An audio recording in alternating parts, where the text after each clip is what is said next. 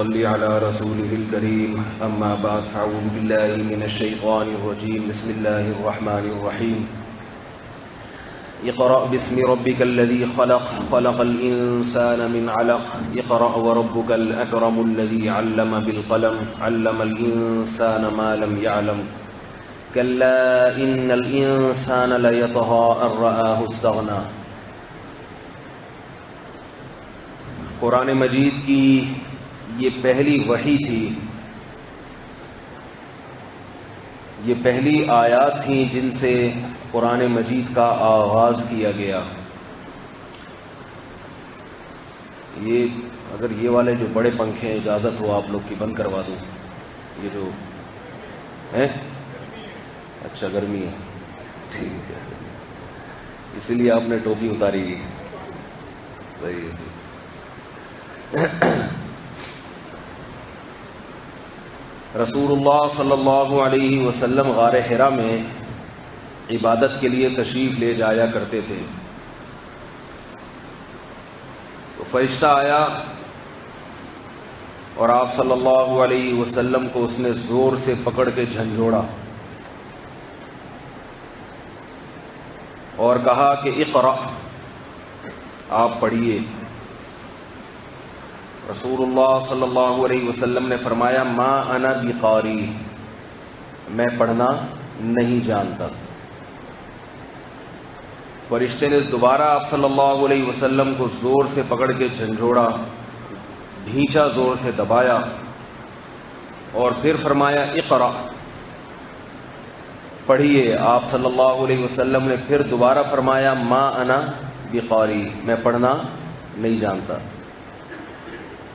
پھر تیسری مرتبہ فرشتے نے یہ کام کیا اور آیتیں پڑھی اقرأ باسم ربک الذی خلق خلق الانسان من علق اقرأ وربک الاکرم الذی علم بالقلم علم الانسان ما لم يعلم، آپ پڑھیے اس پروردگار کے نام سے جس نے انسان کو پیدا کیا۔ خلق الانسان من علق، انسان کو جمے ہوئے خون سے بنایا۔ اقرأ وربک الاکرم الذی علم بالقلم، آپ پڑھیے اور آپ کا رب بہت عزت دار ہے، عزت والا ہے، کریم ہے، جس نے انسان کو قلم کے ذریعے سکھایا۔ علم الانسان ما لم یعلم، وہ کچھ سکھایا جو انسان نہیں جانتا تھا۔ یہ ابتدا تھی قرآن مجید کی۔ اس وقت قرآن کو سننے والا کوئی نہیں تھا محمد صلی اللہ علیہ وسلم کے سوا۔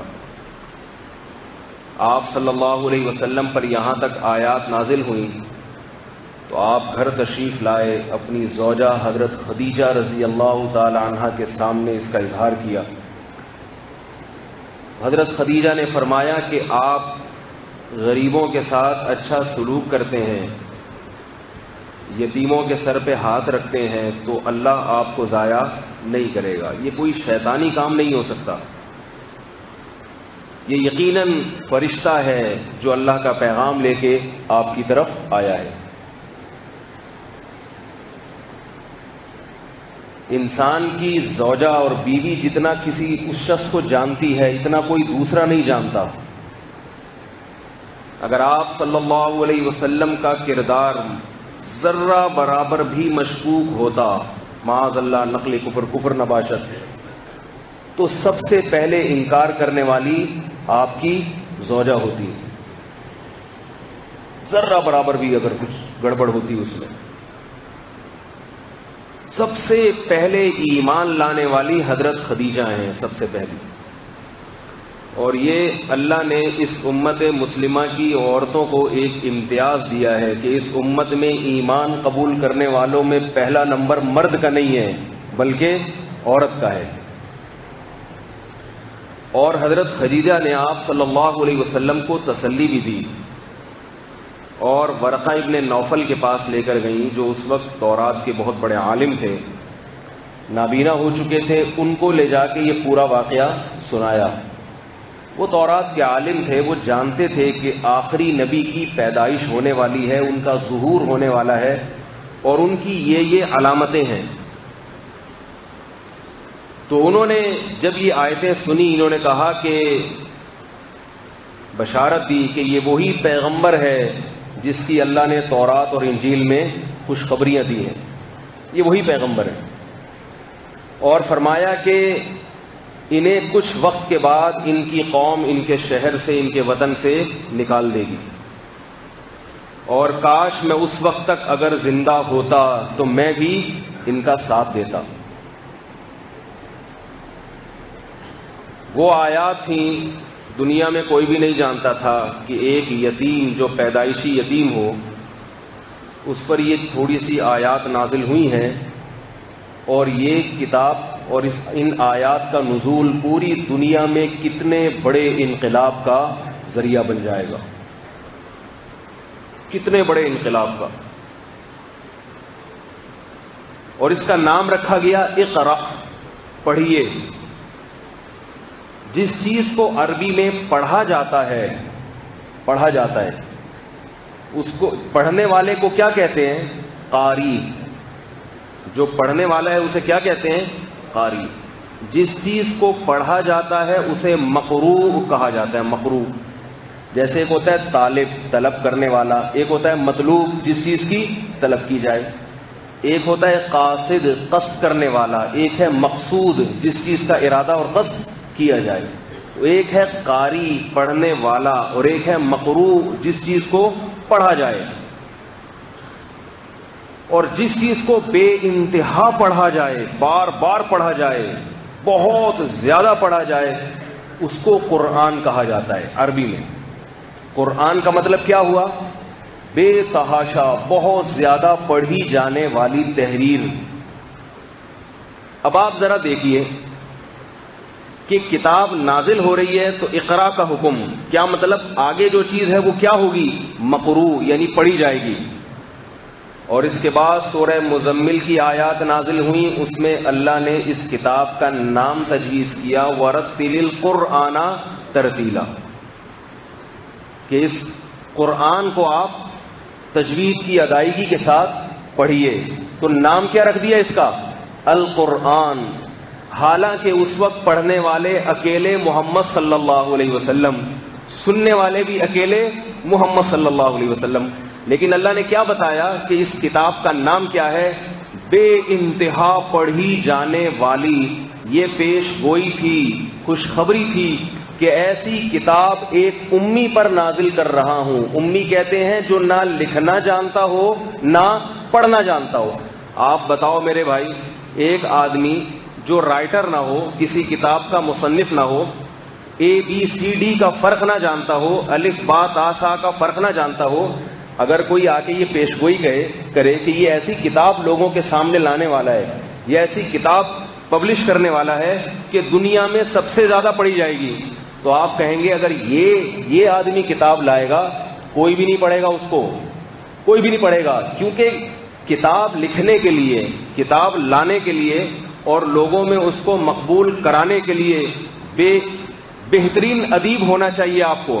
اگر آپ اردو میں کوئی کتاب لکھتے ہیں تو یہ ضروری ہے کہ آپ نے اردو میں MA کیا ہوا ہو. عام اردو اسپیکنگ کتاب نہیں لکھ سکتا. نہیں آ رہی میرا خیال ہے بات سمجھ لیں. ایک عام اردو بولنے والا کتاب تھوڑی لکھے گا، وہ ایک عام انگلش بولنے والا کتاب تھوڑی لکھے گا. کتاب لکھنے کے لیے آپ کو زبان پر اضافی عبور ہونا چاہیے اور آپ کے قلم میں اضافی طاقت ہونی چاہیے. تحریریں لکھتے لکھتے انسان مصنف بنتا ہے، ایک دم سے نہیں کوئی کتاب لکھ کے بیٹھ جاتا ہوں. لیکن رسول اللہ صلی اللہ علیہ وسلم کی حالت کیا تھی؟ پوری زندگی میں کبھی آپ صلی اللہ علیہ وسلم کی انگشت مبارک نے نہ الف لکھا نہ با لکھا. اور اللہ کیا کہہ رہے ہیں کہ آپ ایسی کتاب لوگوں کے سامنے پیش کریں گے کہ دنیا میں سب سے زیادہ اس کتاب کو پڑھا جائے گا. آج کھلے آنکھوں اس کا مشاہدہ ہو رہا ہے. دنیا میں کوئی کتاب ایسی نہیں ہے قرآن کے سوا جس کو اتنا زیادہ پڑھا جاتا ہو. ہے کوئی کتاب تو میرے بھائی ابھی مجمع میں بتاؤ، کوئی کتاب ہے؟ اور کمال کی بات یہ ہے کہ دنیا میں کوئی کتاب ایسی نہیں ہے جسے بغیر سمجھے اتنا زیادہ پڑھا جاتا ہو. سمجھ کے بھی پڑھا جاتا ہے مگر بغیر سمجھے بھی اتنا زیادہ پڑھا جاتا ہوں. کوئی کتاب لکھے انگلش کی، آپ کو سمجھ میں نہیں آ رہی، آپ کہیں گے میں یہ نہیں پڑھوں گا بھائی، مجھے پتہ ہی نہیں ہے کیا ہے، اس کا ترجمہ کرا کے لاؤ. کتنا پڑھا جاتا ہے. دنیا میں کوئی کتاب ایسی نہیں ہے جسے اتنا زیادہ سنا جاتا ہے.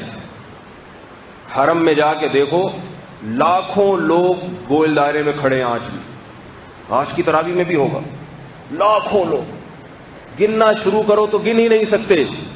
سارے کھڑے ہو کر قرآن کی تلاوت سن رہے ہوتے ہیں. کوئی ہے دنیا میں ایسی کتاب، کوئی ایسی تحریر کہ ایک آدمی پڑھے اور اتنے لوگ؟ اور حرم میں، مسجد نبوی میں، پھر پورے سعودی عرب میں، پھر قطر میں، پھر کویت میں، پھر شارجہ میں، پھر دبئی میں، پھر پاکستان میں، پھر افریقہ میں، پھر جناب اب تو یورپ میں، امریکہ میں، کینیڈا میں، کہاں کہاں دنیا میں تراویح کی نمازیں ہو رہی ہیں اور لوگ قرآن مجید کو سن رہے ہیں. دنیا میں کوئی ایسی کتاب نہیں ہے جسے اتنے ادب اور تمیز کے ساتھ پڑھا جاتا ہو. اگر کوئی تحریر بہت زیادہ چلتی بھی ہے تو لوگ ایک دفعہ پڑھ لیتے ہیں، دوبارہ وہ موضوع پڑھنے کے لیے تیار نہیں ہوتے. آپ کو کوئی ایک کہانی سنائے، اس کے بعد آپ وہ کہانی دوبارہ سننے کی کوشش کرو گے؟ ہے بھائی، ایک ڈرامہ آپ نے دیکھ لیا ایک دفعہ، بہت زیادہ 2 دفعہ، بہت زیادہ کتنی دفعہ دیکھو گے؟ 3 دفعہ. اس کے بعد آپ کہو گے میں اتنا بڑا ڈرامہ نہیں ہوں کہ میں یہی ڈرامہ دیکھتا رہوں. کہو گے کہ نہیں کہو گے؟ کوئی فلم دیکھ لی آپ نے، کوئی کہانی دیکھ لی 1 دفعہ 2 دفعہ، بہت زیادہ 3 دفعہ. دوبارہ دیکھو گے تو 15-20 سال کے بعد، جب وہ پرانی اسٹوری آپ کے ذہن سے نکل جائے گی.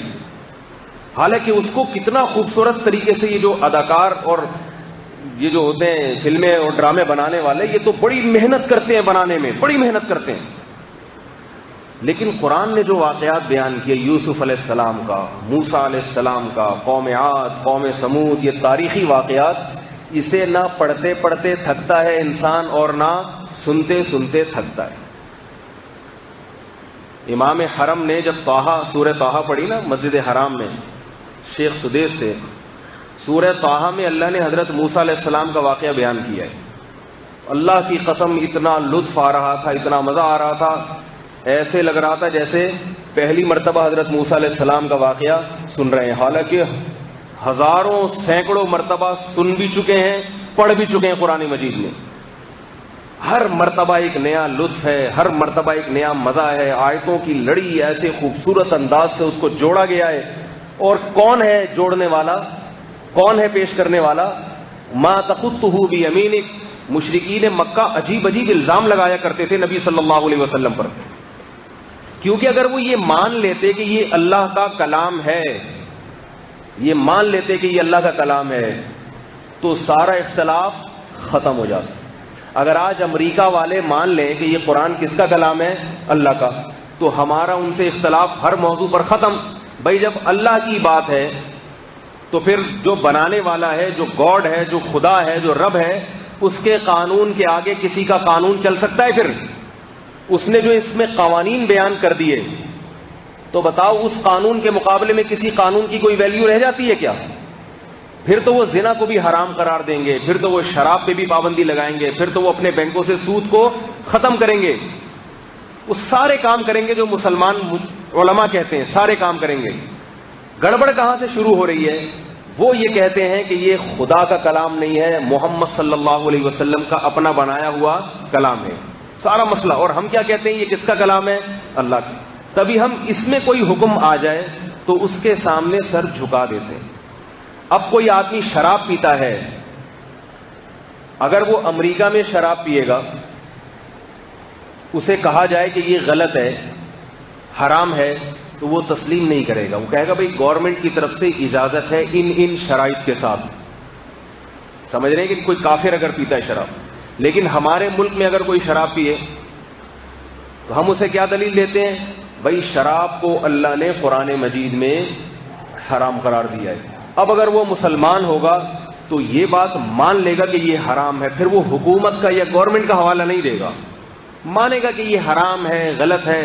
اس پر عمل کرے یا نہ کرے یہ اگلا درجہ ہے. وہ کہے گا کوئی کوشش کرو میں توبہ کر لوں، کوئی مجھے طریقہ بتاؤ. یا یہ کہ اللہ مجھے توبہ کی توفیق عطا فرمائے. جیسے آپ کسی کو کہتے ہیں نا بھائی نماز پڑھا کرو, تو وہ جواب میں کیا کہتے ہیں؟ بھائی اللہ توفیق دے گا. انگریز کو کہیں نماز پڑھا کرو, وہ کہے گا اللہ توفیق دے گا. کیوں پڑھوں بھائی؟ ہندو سے کہیں نماز پڑھا کرو, وہ کیا جواب میں کہے گا؟ کیوں پڑھوں؟ تم ہمارے مندر آتے ہو جو ہمیں مسجد لے کے جاتے, ہمیں مسجد لے کے جا رہے ہو. کبھی تم ہمارے مندر آئے, کبھی ہمارے بت کے سامنے جھکے جو ہم تمہارے خدا کے سامنے جھکیں. مسلمان کا جواب الگ ہوتا ہے اور غیر مسلم کا جواب, بولو بھائی کیا ہو گیا, وہ الگ ہوتا ہے. تو اگر اس کلام کو اللہ کا کلام مان لیا جائے تو سارے اختلافات ختم. سارا مسئلہ ہی یہاں سے کفر اور اسلام کا, کہ وہ اس کو اللہ کا کلام نہیں مانتے. اور نبی صلی اللہ علیہ وسلم کی جو مشرکین سے جنگیں ہو رہی تھیں, لڑائیاں ہو رہی تھیں, آپس میں اختلافات ہو رہے تھے, وہ بھی اس قرآن کی بنیاد پر تھے. آپ یہ کہتے تھے یہ اللہ کا کلام اور میں اللہ کا نبی, اور وہ یہ کہتے تھے یہ اللہ کا کلام نہیں, یہ آپ کا اپنا بنایا ہوا کلام ہے. اب میں جلدی سے چند باتیں بتاتا ہوں جو مشرکین مکہ اس قرآن پر جو الزام لگایا کرتے تھے, اور قرآن نے ان الزامات کا جواب کیا دیا ہے. وہ یہ دیکھتے تھے کہ یہ اتنا خوبصورت کلام ہے کہ اس کا اثر ہم پر بھی پڑتا ہے, ہم پر بھی, صرف مسلمانوں پر نہیں پڑ رہا. جب نبی صلی اللہ علیہ وسلم رات کو مکہ میں تہجد میں اٹھ کے تلاوت کرتے تو لوگوں کا ایک ہجوم آ کے کھڑا ہو جاتا اس کلام کو سننے کے لیے, جس میں ابو جہل بھی تھا, ابو لہب بھی تھا, عتبہ ابن ولید بھی. وہ چپ کے سنتے تھے. یار بڑا زبردست کلام ہے, اس کی آیتیں بڑی خوبصورت اور اس کے مضامین بہت دلچسپ, اتنی پاکیزہ باتیں ہیں اس میں جس کی تعلیم دی جا رہی ہے. تو وہ کہتے تھے یہ متاثر تو ہم بھی ہو رہے ہیں اس سے. تو کبھی وہ الزام لگاتے کہ یہ محمد صلی اللہ علیہ وسلم نے لکھ لیا ہے خود, کیونکہ وہ لکھا ہوا بھی تھا نا, آپ صلی اللہ علیہ وسلم لوگوں کو دیا کرتے تھے. قرآن نے اس کا جواب دیا وما تخطہ بیمینک. مکہ ایک گاؤں کی طرح تھا, گاؤں کے لوگ ایک دوسرے کو اچھی طرح سے پہچانتے ہیں. اللہ نے فرمایا 40 سال محمد صلی اللہ علیہ وسلم تمہارے درمیان موجود رہے ہیں, یہ کیسے ممکن ہے کہ تم جانتے ہو کہ ان کے ہاتھ نے کبھی ایک لکیر نہیں کھینچی ہے. لکیر ایک ہوتا ہے نا کہ لکھنے کے لیے کچھ اشارہ کر دینا یوں کر کے, الف با اور تا اور سا کا فرق نہیں جانتے, تو وہ ایسی کتاب کے رائٹر ایک دم سے کیسے بن سکتے ہیں؟ تمہارے سامنے جوان ہونے والے, تمہارے سامنے پل بڑھ کے جوان ہونے والے جنہوں نے کبھی کچھ لکھا ہی نہیں ہے, وہ اچانک ایسی کتاب لکھیں کہ اسے پڑھو تو ابو جہل بھی چھپ چھپ کے سن رہا ہو, اور کافروں کے بڑے بڑے سردار اس کو چھپ چھپ کے سن رہے ہوں.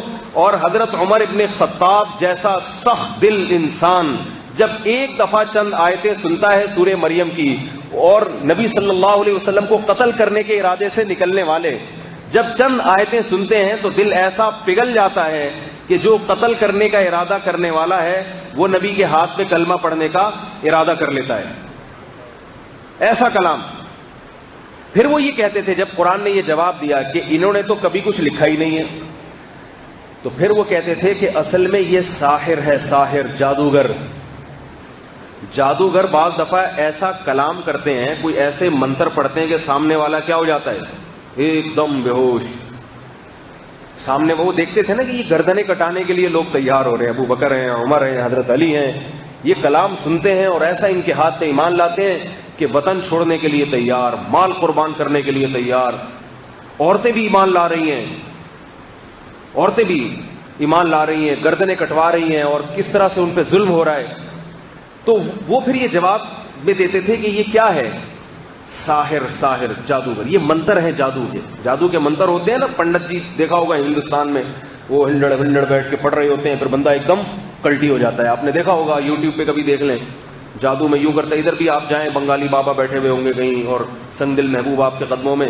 ایک آدمی مجھے بتا رہا ہے, میں گیا کسی عامل کے پاس, اس نے ایک مرغا تھا سامنے, اس منتر ونتر پڑے, ایک دم مرغا گر کے مر گیا. تو ایسا وہ اپنا نا یوں کرتا, کوئی ایسے مسمرزم کرتے ہیں, کیا بلا کرتے ہیں. تو یہ لوگ کہتے تھے مشرکین مکہ کہ یہ جو قرآن ہے نا, قرآن یہ کیا ہے؟ ٹھیک ہے محمد صلی اللہ علیہ وسلم رائٹر نہیں ہے, ادیب نہیں ہے, لیکن انہوں نے کہیں سے جادو سیکھ لیا ہے. کیا سیکھ لیا انہوں نے کہیں سے؟ یہ دیکھو ورنہ ہم کیوں سنتے ہیں اتنے، اگر اس کلام میں دلچسپی نہ ہوتی ہم کیوں اتنی لمبی لمبی رکعتیں کھڑے ہو کر ہاتھ باندھ کے سنتے ہیں؟ کچھ تو لطف آتا ہے، کچھ تو مزہ آتا ہے، کچھ تو ہے جو بغیر سمجھے بھی کچھ مزہ آ رہا ہے اس کی آیتوں میں. تو جن کو پورا پورا سمجھ میں آتا ہوگا ان کی حالت کیا ہوتی ہوگی؟ ہم صحابہ کی اور اسلاف کی حالت قرآن مجید پڑھتے ہوئے یہ ہوتی تھی.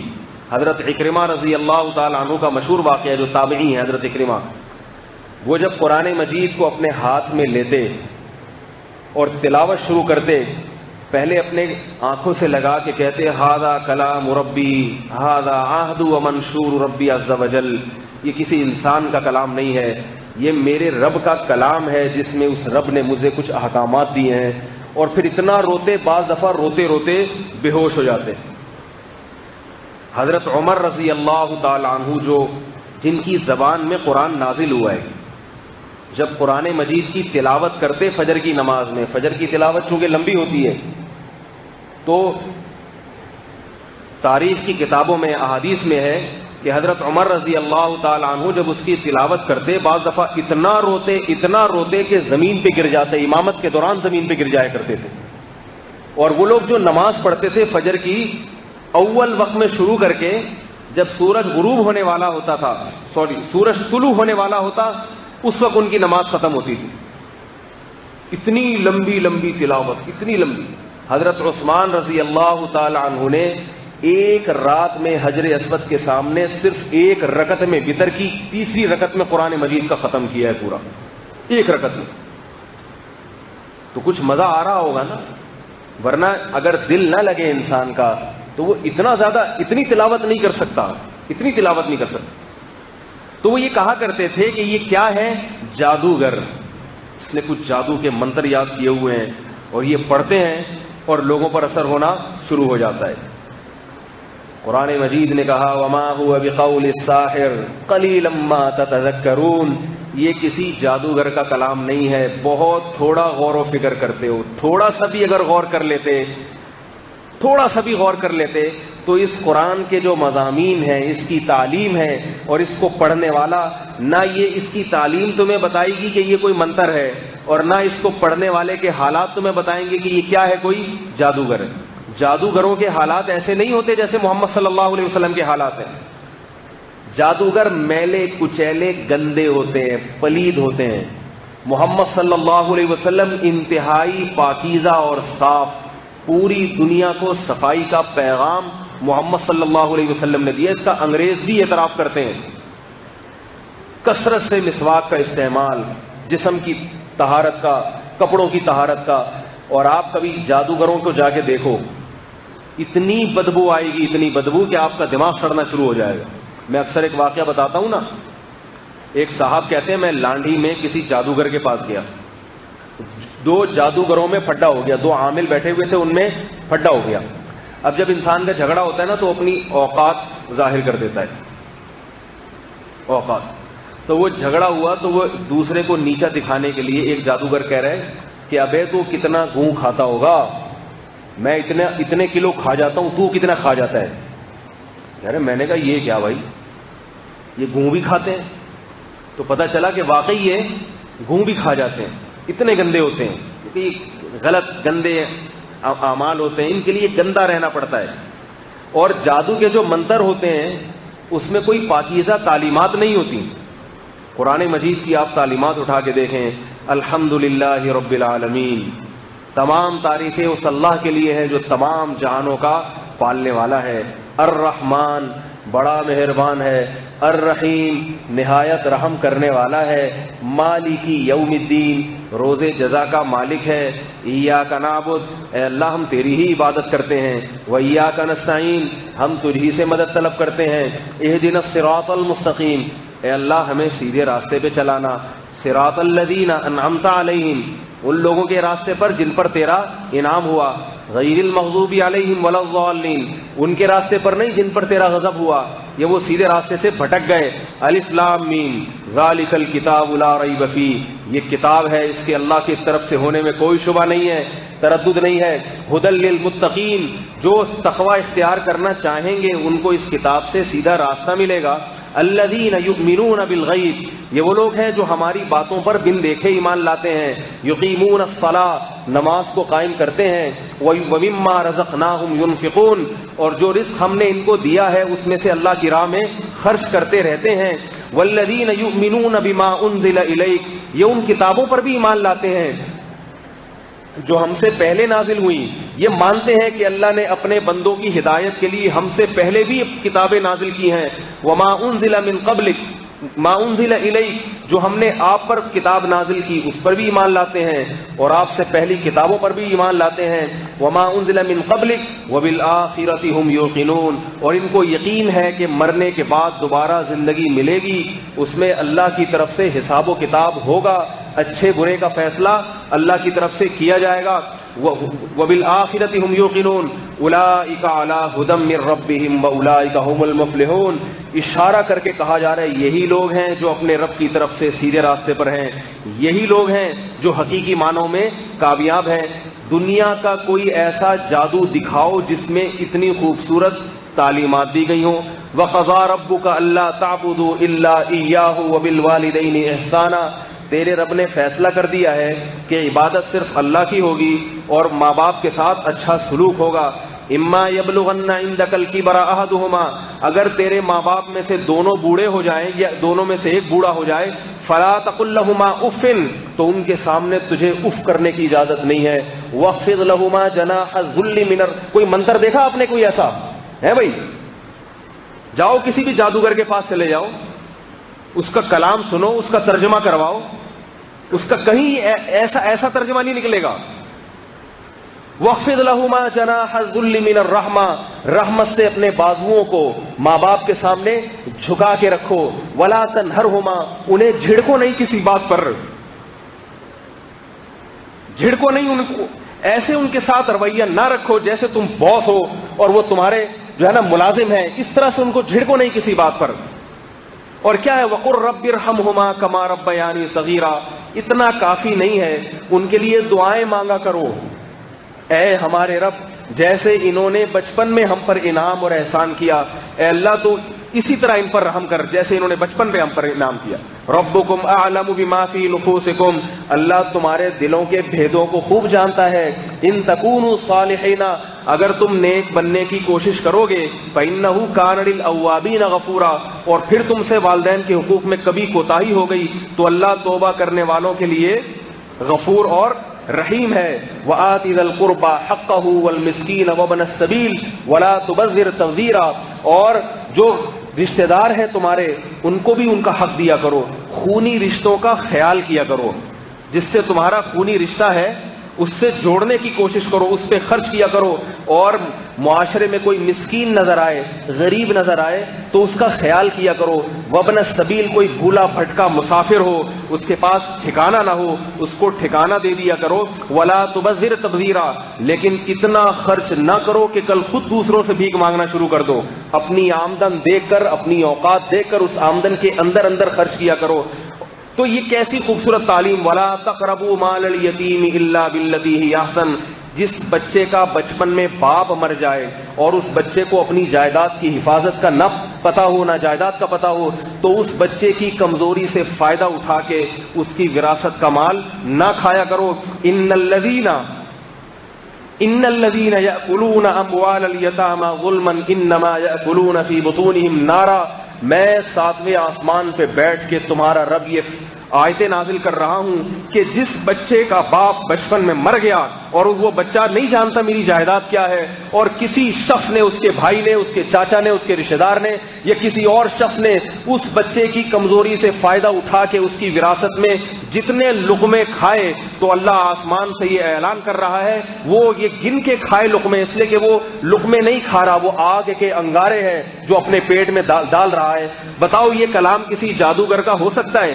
جادوگر تو خود یتیموں کا مال کھاتے ہیں، جادوگر تو خود لوگوں کو حرام کھانا سکھاتے ہیں اور خود حرام کھاتے ہیں، وہ طہارت اور پاکی کا اہتمام نہیں کرتے۔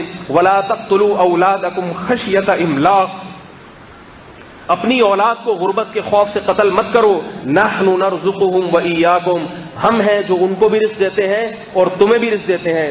جو رب بچے کی پیدائش کے بعد ماں کی چھاتیوں میں دودھ پیدا کرتا ہے، اس رب سے تم کیسے بدگمان ہو گئے کہ اس بچے کے جوان ہونے کے بعد وہ اس کی روٹی کا انتظام نہیں کرے گا؟ یہ تمہاری عقل کو کیا ہو گیا ہے؟ بتاؤ دنیا کی کسی کتاب میں ایسی پاکیزہ تعلیمات ہیں؟ بتاؤ کہیں فزکس میں، میتھ میں، کیمسٹری میں، بایولوجی میں کہیں آپ کو یہ اخلاقیات ملیں گی کیا؟ آپ کو بتاؤ دنیا کی کون سی کتاب ایسی ہے؟ کہیں بھی نہیں ہے۔ یہ دنیا کی واحد کتاب ہے جو اخلاقیات آپ کو سکھاتی ہے، اور وہ کون سی کتاب ہے؟ قرآن۔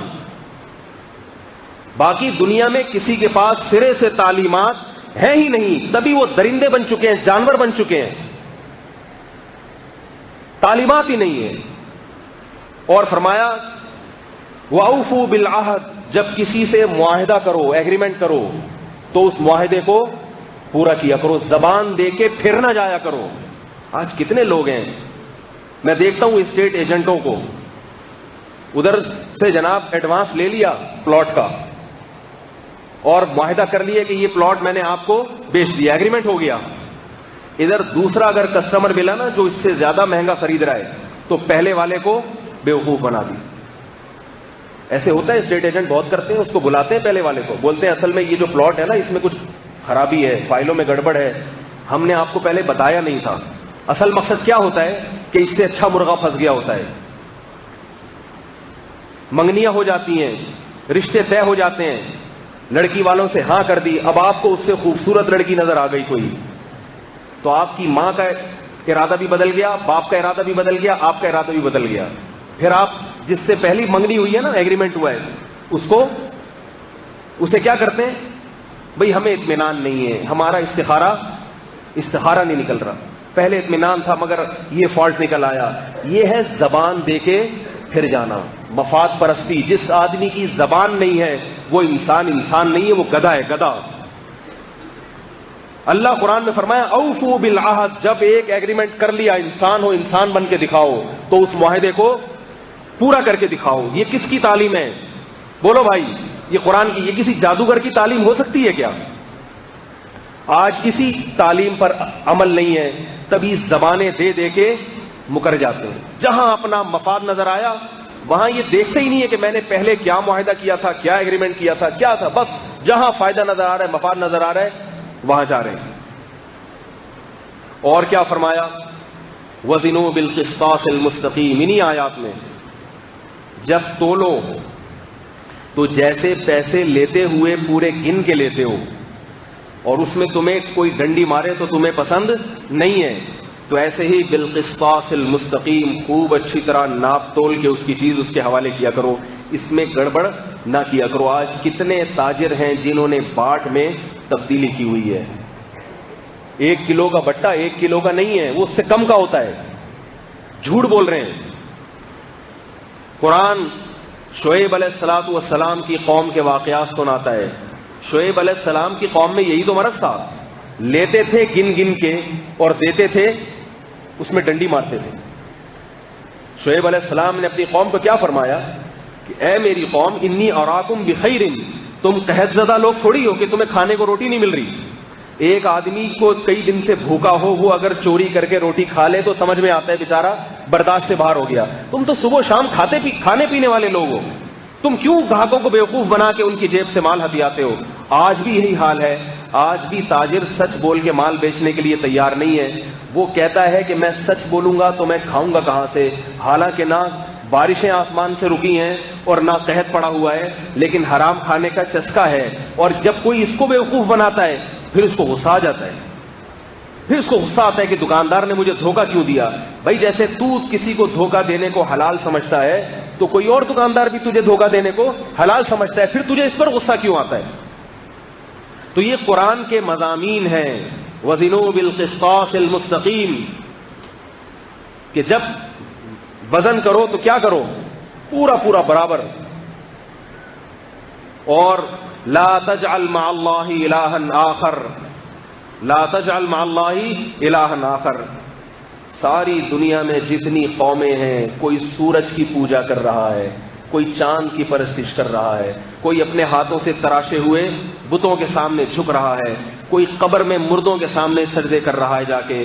اللہ فرماتے لا تجعل مع اللہ، اللہ کے ساتھ کسی دوسرے کو معبود نہ بنا. یا ایھا الناس اعبدوا ربکم الذی، اے لوگوں اس رب کی عبادت کرو، الذی جعل لکم الارض فراشا، جس نے زمین کو تمہارے لیے بچھونا بنایا، والسماء بناء، آسمان کو تمہارے لیے چھت بنایا، وانزل من السماء ماء، اور پھر آسمان سے تمہارے لیے پانی برساتا ہے، فاخرج به من الثمرات رزقا لکم، پھر کتنے طرح طرح کے پھل اس پانی سے پیدا کرتا ہے. کوئی قبر والا نہیں ہے جو ان پھلوں کو پیدا کر رہا ہے، کوئی پتھر کا بنا ہوا بت نہیں ہے جو ان پھلوں کو پیدا کر رہا ہے، نہ چاند ان پھلوں کو پیدا کر رہا ہے، نہ سورج ان کو. دنیا میں سب سے زیادہ عبادت سورج کی ہوتی ہے، یہ رپورٹ ہے. سب سے زیادہ عبادت کس کی ہوتی ہے؟ سورج کی ہوتی ہے. اللہ فرماتے ہیں یہ سورج یہ چیزیں پیدا نہیں کر رہا. لا تسجدوا للشمس ولا للقمر، نہ سورج کو سجدہ کرو نہ چاند کو سجدہ کرو. واسجدوا للہ الذی خلقہن ان کنتم ایاہ تعبدون، ارے اس رب کو سجدہ کرو جس نے سورج کو بنایا. بنی ہوئی چیزوں سے کیوں متاثر ہو رہے ہو؟ بنی ہوئی چیزیں تو بنانے والے کی کے وجود کی اور اس کے کمالات کی دلیل ہیں. ایسی خوبصورت تعلیم کہ اللہ نے ہمارے سر کو، ہماری پیشانی کو ہمارے جیسے کمزور لوگوں کے سامنے جھکنے سے بچا کے کتنا بڑا فضل کیا کہ اپنے سامنے لا کے اللہ نے جھکایا.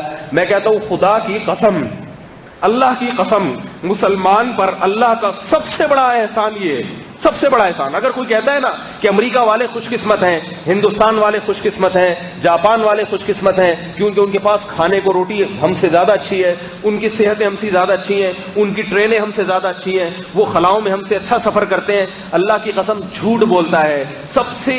سب سے بڑا انعام اور احسان اللہ کا اپنی مخلوق میں کسی پر یہ ہے کہ اللہ اس کا سر اپنے سوا کسی اور کے سامنے جھکنے نہ دے. یہ انعام اللہ کا ہمارے اوپر ہے کہ ہمارا سر جب بھی جھکتا ہے اللہ کے سوا کسی اور کے سامنے نہیں جھکتا، اور ان کو جہاں اپنا مفاد نظر آتا ہے وہ اس کے سامنے سجدہ کر لیتے ہیں، جھک جاتے ہیں. یہ بہت بڑی لعنت ہے. فَكَأَنَّمَا خَرَّ مِنَ السَّمَاءِ، اللہ فرماتے ہیں ایسے شرک کرنے والا ایسے ہے جیسے آسمان کی بلندیوں سے گر کے زمین کی پستیوں میں. اللہ نے اشرف المخلوقات بنایا تھا، سب سے اونچا، اور یہ مخلوق کے سامنے جھک کر سب سے ذلیل ہو گیا، سب سے گھٹیا ہو گیا. یہ تو یہ تعلیمات کس کی ہیں میرے بھائی؟ بتاؤ نا. یہ کسی جادوگر کی ہو سکتی ہیں؟ کوئی جادوگر ایسی باتیں کرتا ہے؟ حضرت جعفر طیار رضی اللہ تعالی عنہ، جعفر طیار، جب نجاشی، حضرت جعفر طیار نبی صلی اللہ علیہ وسلم کے چچزاد بھائی تھے. آپ صلی اللہ علیہ وسلم کی قوم ہی نے سب سے زیادہ دشمنی کی ہے آپ سے، لیکن آپ کی قوم میں چند لوگ جو ایمان لائے ان میں ایک جعفر طیار بھی تھے. جب یہ مشرکین مکہ کے مظالم سے تنگ آئے ہیں تو آپ صلی اللہ علیہ وسلم نے چند صحابہ کو حبشہ کی طرف ہجرت کا حکم دیا کہ نجاشی عیسائی بادشاہ ہے مگر رحم دل ہے. بعض دفعہ کسی غیر مسلم ریاست سے بھی مدد لینی پڑتی ہے اور شریعت میں یہ جائز ہے. تو غیر مسلم تھا نجاشی مگر رحم دل تھا، تو آپ صلی اللہ علیہ وسلم نے صحابہ کو حکم دیا کہ نجاشی کی طرف ہجرت کر جاؤ، جن میں عبداللہ ابن مسعود رضی اللہ تعالیٰ عنہ بھی تھے اور حضرت جعفر طیار بھی تھے. حضرت جعفر طیار رضی اللہ تعالیٰ عنہ جب وہاں پہنچے تو مشرکین مکہ نے بھی اپنا قافلہ پیچھے سے بھیجا کہ نجاشی سے جا کے کہیں گے کہ بھئی یہ لوگ باغی لوگ ہیں، باپ دادا کے دین کو انہوں نے چھوڑ دیا، یہ پناہ کے لائق نہیں ہے، ان کو ہمارے حوالے کرو. کیونکہ اس زمانے میں لوگ اپنے باپ دادا کے دین سے بڑی محبت کیا کرتے تھے. تو عرب کا یہ خیال تھا کہ نجاشی جب یہ سنے گا کہ بھئی باپ دادا کے دین کو کیوں چھوڑا تو وہ ہمارے حوالے کر دے گا. تو جب یہ وہاں پہنچے ہیں حضرت جعفر طیار اور پیچھے سے قافلہ آیا کہ بھئی ان کو ہمارے حوالے کرو، تو نجاشی نے پہلے کہا کہ میں ان سے انٹرویو لوں گا، ان سے پوچھوں گا کہ تم نے باپ دادا کا دین کیوں چھوڑا. تو نجاشی نے حضرت جعفر طیار کو اپنے سامنے بٹھایا، اور بھی صحابہ، حضرت عبداللہ بن مسعود بھی، اور بھی لوگ تھے. پھر نجاشی نے جعفر طیار رضی اللہ تعالیٰ عنہ سے کہا کہ بتاؤ تم نے اپنے باپ دادا کا دین کیوں چھوڑا. نہیں آ رہی میرا خیال ہے بات سمجھ. تم نے اپنے باپ دادا کا دین کیوں چھوڑا؟ تو حضرت جعفر طیار نے فرمایا کہ ہم مردار کھایا کرتے تھے. آج چائنا میں کتے کھائے جاتے ہیں کہ نہیں کھائے جاتے؟ یہ کوئی انسانوں کے کھانے کی چیز ہے؟ یورپ میں سور کھایا جاتا ہے کہ نہیں کھایا جاتا؟ یہ کوئی انسانوں کے کھانے کی چیز ہے؟ چوہے کھائے جاتے ہیں، سانپ کھائے جاتے ہیں، کتے کھائے جاتے ہیں، بلیاں کھائی جاتی ہیں، اور مردار کھاتے ہیں۔ جانور کے جسم سے جو گندا خون ہے وہ خون نہیں نکالتے، وہ خون سمیت کھا جاتے ہیں۔ تو حضرت جعفر طیار نے کیا فرمایا؟ ہم کیا کھاتے تھے؟ مردار جانور کو ذبح کیے بغیر کھاتے تھے۔ ہمیں محمد صلی اللہ علیہ وسلم نے بتایا کہ جانور ذبح کر کے کھاؤ، اس کا خون نکالو، خون نکالو، اور پاکیزہ چیزیں کھاؤ، ناپاک اور غلیظ چیزیں مت کھاؤ۔ مطلب جعفر طیار کا یہ تھا کہ بتاؤ اس میں کون سی غلط بات کی ہے محمد صلی اللہ علیہ وسلم نے؟ ہمیں گندگی کے راستے سے طہارت کے راستے کی طرف لا رہے ہیں، تو اس میں کون سی غلط بات ہے؟ ہم ان کی تعلیم کو کیوں ٹھکرائیں؟ پھر حضرت جعفر طیار نے فرمایا ہم رشتہ داری کو توڑتے تھے، محمد صلی اللہ علیہ وسلم نے ہمیں رشتہ داری جوڑنے کا حکم دیا۔ قرآن میں کس قدر تاکید ہے، کتنی تاکید ہے۔ آج گھروں میں بھائی بھائی سے بات ہی نہیں کرتا۔ میرے پاس اطلاعات آتی ہیں کہ وہ بھائی بھائی ہیں، 4 سال سے بات نہیں کر رہے۔ میں حیران ہوتا ہوں یہ کیسے ہو سکتا ہے بھائی؟ ایک چھاتی سے دونوں نے دودھ پیا ہے، ایک پیٹ میں اللہ نے دونوں کو بنایا ہے، ایک گوشت، ایک خون، ایک پانی سے دونوں کو بنایا۔ اس سے گہرا کوئی رشتہ ہو سکتا ہے کیا؟ بتاؤ بھائی، کتنا گہرا رشتہ ہے، کتنا گہرا۔ اور کتنا عرصہ بچپن میں ایک ساتھ رہتے ہیں۔ اپنے بچوں کو دیکھا کریں کیسے لپٹ لپٹ کے سوتے ہیں بستروں پہ، کیسے ایک ماحول میں پلے بڑے، اور تھوڑے سے دولت کے پیچھے، تھوڑے سے پیسوں کے پیچھے کیا حالت ہو جاتی ہے بڑے ہو کر، سلام تک کرنے کی نوبت نہیں آتی۔ حضرت جعفر طیار نے کیا فرمایا کہ ہمیں محمد صلی اللہ علیہ وسلم نے رشتہ داری جوڑنے کا حکم دیا ہے۔ پھر کہنے لگے ہم سینکڑوں پتھروں کے بنے ہوئے بتوں کے سامنے جھکا کرتے تھے، وہاں سے ہمارا سر اٹھا کے کس کے سامنے لے آئے؟ صرف اللہ کے سامنے۔ اب ہمارا سر اللہ کے علاوہ کسی اور کے سامنے نہیں جھکتا، حتیٰ کہ محمد صلی اللہ علیہ وسلم کے سامنے بھی نہیں جھکتا۔ محمد صلی اللہ علیہ وسلم کے سامنے بھی اپنی عبادت سے بھی منع کر دیا کہ میں تمہیں اپنی عبادت کروانے کے لیے نہیں آیا، بلکہ اللہ کے بندوں کو اللہ سے ملانے کے لیے آیا ہوں۔ اس طرح حضرت جعفر طیار رضی اللہ تعالیٰ عنہ نے تقریر کی۔ نجاشی بڑا متاثر ہوا۔ نجاشی نے کہا کہ اچھا یہ بتاؤ کہ محمد صلی اللہ علیہ وسلم پر جو کلام نازل ہوا ہے، نجاشی تو عیسائی تھا، تورات کو اور انجیل کو بہت اچھی طرح جانتا تھا۔ حضرت عیسیٰ علیہ اس وقت تورات میں یہ تحریفات نہیں تھی جو اب ہیں، اس وقت تو تورات اپنی اصلی شکل میں موجود تھی۔ تورات میں تحریف نبی صلی اللہ علیہ وسلم کا زمانہ آنے کے بعد ہوئی ہے، تو تورات کو جانتا تھا۔ اس نے کہا کہ جو قرآن نازل ہوا ہے ذرا وہ پڑھ کے سناؤ۔ حضرت جعفر طیار رضی اللہ تعالی عنہ نے سورہ مریم کی تلاوت شروع کر دی۔ کاف ہا یا عین صاد ذکر رحمت ربک عبدہ زکریا اذ نادى ربه نداء خفيا قال رب إني وهن العظم مني واشتعل الرأس شيبا ولم أكن بدعائك رب شقيا وإني خفت الموالي من ورائي وكانت امرأتي عاقرا فهب لي من لدنك وليا يرثني ويرث من آل يعقوب واجعله ربي رضيا يا زكريا إنا نبشرك بغلام اسمه يحيى لم نجعل له من قبل سميا۔ کیسے خوبصورت انداز سے سورت کو شروع کیا ہے۔ کاف ہا یا عین صاد ذکر رحمت ربک عبدہ زکریا۔ اے محمد، یہ جو سورت نازل کر رہے ہیں ہم آپ پر، اس میں آپ کے رب کی جو اپنے بندے زکریا پر رحمت ہوئی ہے، اس خاص رحمت کا تذکرہ شروع ہو رہا ہے۔ اسے آپ غور سے سنیے۔ اذ نادى ربہ نداء خفیا، ایک وقت تھا کہ زکریا بوڑھے ہو چکے تھے، ان کی بیوی بانجھ بھی تھی، بوڑھی بھی تھی، کیونکہ یہ عیسائی اور تھے نا، یہ جو نجاشی یہ تو جانتے تھے زکریا علیہ السلام کو اور حضرت عمران کو، حضرت عیسیٰ علیہ السلام کو، حضرت مریم کو، یہ تو ان کے گھر کی باتیں ہو رہی تھیں۔ ان کے روحانی بزرگوں کی باتیں ہو رہی ہیں، اور باتیں کرنے والے وہ عرب ہیں جو ان واقعات سے بالکل آشنا ہی نہیں تھے، وہ جانتے ہی نہیں تھے کہ عیسیٰ کیا ہے، موسیٰ کیا ہے، آل عمران کیا ہے، زکریا کون ہے، کیونکہ عرب کی سرزمین میں 2000 سال سے کوئی پیغمبر نہیں گزرا تھا، وہ جانتے ہی نہیں تھے۔ نجاشی حیران تھا کہ عرب کے وہ بدو جو نہ لکھنا جانتے ہیں نہ پڑھنا جانتے ہیں، ہمارے گھر کی باتیں کر رہے ہیں، ہمارے پیغمبروں کے قصے سنا رہے ہیں، اور اتنے خوبصورت انداز میں کہ اتنے خوبصورت انداز میں تو ہم بھی نہیں سناتے، اور ایسی چاشنی ہے اس کلام میں کہ ذکر رحمت ربک عبدہ زکریا اذ نادى ربہ نداء خفیا، اس وقت کو یاد کرو جب زکریا نے اپنے رب کو چپکے سے پکارا، قال رب انی وہن العظم منی، اے میرے رب میری ہڈیاں بوسیدہ ہو چکی ہیں، واشتعل الرأس شیبا، میرے سل کے بال بڑھاپے سے سفید ہو چکے ہیں، میری بیوی پانج ہو چکی ہے، میں اس کے باوجود تجھ سے اولاد مانگ رہا ہوں، ولم اکن بدعائک رب شقیا، اے اللہ اسباب کے لحاظ سے میرے پاس اولاد کی کوئی امید نہیں ہے، مگر میں اپنے آپ کو ایسا بدبخت نہیں سمجھتا کہ تو میری دعا قبول نہیں کرے گا، مجھے امید ہے تو میری دعائیں قبول کر لے گا۔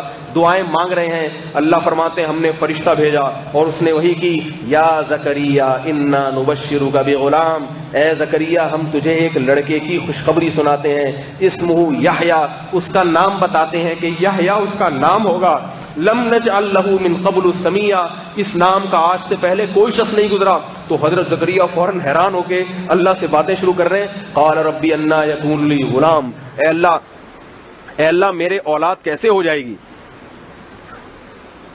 تو میں یہ کر رہا تھا کہ حضرت جعفر طیار رضی اللہ تعالی عنہ نے نجاشی کے سامنے سورہ مریم کی تلاوت کی، اور سورہ مریم میں اللہ نے نجاشی کے جو روحانی باپ دادا تھے نجاشی کے، ان کا تذکرہ کیا ہے۔ تو زکریا علیہ الصلوۃ والسلام اللہ سے جب اللہ نے ان کو خوشخبری سنائی کہ تمہارے اولاد ہوگی، تو خود پہلے دعا مانگ رہے ہیں اور اب اللہ سے کہہ رہے ہیں انا یکون لی ولد، میرے بیٹا کیسے پیدا ہو جائے گا، میں تو بوڑھا ہو گیا، میری بیوی بانجھ ہو گئی۔ تو اللہ تعالیٰ فرماتے ہیں کہ اے زکریا وقد خلقتک من قبل ولم تک شیئا قال کذالک قال ربک، چلو بھائی، قال کذالک قال ربک، فرمایا تیرے رب نے اس طرح کہہ دیا ہے، اور تجھے یہ حیرانگی ہو رہی ہے کہ میرے بڑھاپے میں اولاد کیسے ہوگی، قد خلقتک من قبل ولم تک شیئا، جوانی میں جن کی اولاد ہو جاتی ہے وہ کیا سمجھ میں آتا ہے کیا؟ ایک پانی سے اللہ انسان کو بنا دیتا ہے، ایک پانی سے، ایک پانی میں آنکھ، کان، ناک، دل، دماغ، جگر، پھیپھڑے، گردے، کلیجی، معدہ، اور جناب اس میں یہ ساری چیزیں بنتی ہیں اور اپنی اپنی جگہ پہ فٹ ہونا شروع ہو جاتی ہیں۔ یہ جو ہمارا دماغ ہے نا، دماغ میں اتنی باریک باریک پائپ لائنیں ہیں کہ ان لائنوں کو اگر آپ سیدھا کریں تو چاند سے گھما کے واپس زمین تک لے آئیں گے۔ اتنی بڑی اتنی لمبی لائنوں کو اللہ تعالیٰ نے سمٹ کے ہماری کھوپڑی کے اندر فکس کر دیا ہے، اور ان لائنوں میں اگر ذرا سی بھی بلاکیج ہو جائے، کہیں سے بھی تھوڑی سی لائن بند ہو جائے تو آدمی کومے میں چلا جاتا ہے، کسی کو فالج ہو جاتا ہے، برین ہیمریج ہو جاتا ہے، دماغ کام کرنا چھوڑ دیتا ہے۔ تو اللہ فرماتے ہیں وقد خلقتک من قبل، اے زکریا میں نے تجھے بھی تو ایک پانی سے پیدا کیا ہے، وہ تیری سمجھ میں کیسے آ گیا؟ جو رب پانی سے تجھے بنا سکتا ہے تو وہی رب بڑھاپے میں تجھے اولاد کیوں نہیں دے سکتا؟ حضرت زکریا علیہ السلام بڑھاپے میں اولاد کا سن کے اتنا خوش ہوئے، کیونکہ طویل عرصے سے دعائیں مانگ رہے تھے، بہت طویل عرصے۔ ایک بات آپ کو میں یہاں بتاؤں، دیکھو دعا مانگتے کبھی تھکا نہ کرو۔ بعض لوگ کہتے ہیں 20 سال سے ایک چیز کی دعا مانگ رہا ہوں، 30 سال ہو گئے اللہ پوری نہیں کرتا، جاب مانگ رہا ہوں اللہ سے، مانگ کے تھک گیا ہوں، دعائیں قبول نہیں، میرے پاس فون آتے رہتے ہیں، ہم کب سے دعا مانگ رہے ہیں قبول ہی نہیں ہو رہی۔ تو بھائی تمہیں قبولوا کے کیا کرنا ہے؟ تم نے اپنی فائلیں اللہ کے دفتر میں جمع کرا دی، اللہ پہ چھوڑ دو، ہمارا کام ہے مانگنا، باقی وہ کس طرح سے اللہ ہماری دعا کو پورا کرتا ہے یہ اس کی مرضی ہے۔ نبی صلی اللہ علیہ وسلم نے فرمایا اللہ اپنے بندے کی دعا اس وقت تک قبول کرتا رہتا ہے جب تک بندہ یہ نہیں کہتا کہ میں مانگ کے تھک گیا مگر اللہ دعا نہیں قبول کر رہا۔ جب بندے نے یہ کہا تو اب اللہ قبول کرنا چھوڑ دیتا ہے۔ تو زکریا علیہ الصلوۃ والسلام کب سے دعائیں مانگ رہے ہیں، مانگتے اللہ میری اولاد نہیں ہے، اولاد نہ ہونے سے نقصان کیا ہو رہا ہے؟ میرا روحانی سلسلہ میں جو دین کا داعی ہوں، مبلغ ہوں، یہ سلسلہ مجھ پہ آ کے بند ہو جائے گا. میری اولاد ہوتی کوئی تو وہ میرے بعد میرے کام کو سنبھالتی. ان کو دین کے لیے اولاد چاہیے تھی، کاروبار یا دکان کے لیے اولاد نہیں چاہیے تھی، کھیتی باڑی کے لیے اولاد نہیں چاہیے تھی. تو اب جب اللہ کی طرف سے خوشخبری ملی اور پریشان بھی ہو گئے کہ کیسے ہوگی، اللہ نے بتا بھی دیا، اب اتنا تڑپ رہے ہیں، اے اللہ میری زوجہ کو جب حمل ٹھہر جائے. اس زمانے میں تو ایسی کوئی میڈیکل سائنس نہیں تھی جو فوراً بتا دیا کرتی تھی. ویسے تو اس زمانے میں بھی سائنس نے ترقی نہیں کی ہے، ٹھیک ہے نا. ہمارا اسپیکر بار بار بند ہو رہا ہے تو یہ کوئی سائنس کی ترقی ہوئی؟ اب تک سائنسدان کوئی ایسا اسپیکر الفلاحیہ کے لیے ایجاد نہیں کر سکے جو کنٹینیو چلتا رہے. یہ سائنسدانوں کی ہنر اور پیشے کو چیلنج ہے. میں تمام دنیا کے تمام سائنسدانوں سے اپیل کرتا ہوں، اور یہ ایسا نہیں ہے کہ انتظامیہ کی طرف سے کوئی بہت زیادہ غفلت ہو. میں خود جا کے اسپیکر بعض دفعہ لے کر آیا ہوں، لگایا ہے، پھر کچھ گڑبڑ ہو جاتی ہے تو کوئی عامل وامل نے کچھ کر دیا میرا خیال ہے، بندش لگا دی ہے. تو چند حضرات یہاں پر جو ہے نا کچھ لاؤڈ اسپیکر کا نظام اپنے ہاتھ میں لیں. سمجھ رہے ہیں بات کو؟ کچھ یہیں کے لڑکے نمازی وہ جیسے حرم میں جو ہے نا، حرم میں لاؤڈ اسپیکر کا سسٹم ایسا ہے کہ اگر ایک سیکنڈ کے لیے اب دھمکی کی بات آ رہی ہے تو اسپیکر بند ہو رہا ہے. ایک سیکنڈ کے لیے اگر حرم کا اسپیکر بند ہو جائے تو وہاں جو عملہ ہے نا، جو لاؤڈ اسپیکروں کا سسٹم دیکھنے کے لیے متعین ہے، ان کی ایسی کی تیسی ہو جائے گی. بیان اب کہاں سے کہاں چلا گیا، آپ اندازہ لگیں. کیا بات چل رہی تھی، زکریا علیہ السلام کا اتنا خوبصورت واقعہ چل رہا تھا، اور اب رپورٹیں پیش کرنا شروع کر دی ہم نے. سعودی عرب کی رپورٹ، تو مسجد نبی کی بھی یہی رپورٹ ہے کہ وہاں پر بھی اسپیکر آپ نے کبھی نہیں دیکھا ہوگا ایک سیکنڈ کے لیے بھی ہو. تو کوئی ایسا بندہ یہاں متعین ہو. ایک تو یہاں پر ایک سسٹم یہ ہے کہ عشاء میں اسپیکر کی آواز کسی اور قسم کی ہوتی ہے، فجر میں الگ ساؤنڈ ہوتا ہے اس کا، ظہر میں الگ ہوگا، مغرب میں الگ ہوگا.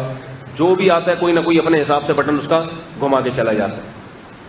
تو یہ کچھ سسٹم جو ہے نا کچھ صحیح نہیں چل رہا. انتظامیہ سے بھی خصوصی گزارش ہے اور کچھ یہاں کے لوگوں سے بھی کہ کوئی بھائی ایسے بندے یہاں پر جلاد قسم کے متعین کرو اور ان کے اوپر کچھ جلاد بٹھاؤ کہ اگر یہ اسپیکر نے کسی بھی وقت کچھ کام کرنا چھوڑا یا اس کی آواز میں تبدیلی ہوئی تو ہم آپ کو نہیں چھوڑیں گے. سمجھ رہے ہیں بات کو؟ تب اس طرح سے کام ہوتا ہے، ورنہ کام نہیں ہوتا. تو کیا بات چل رہی تھی بھائی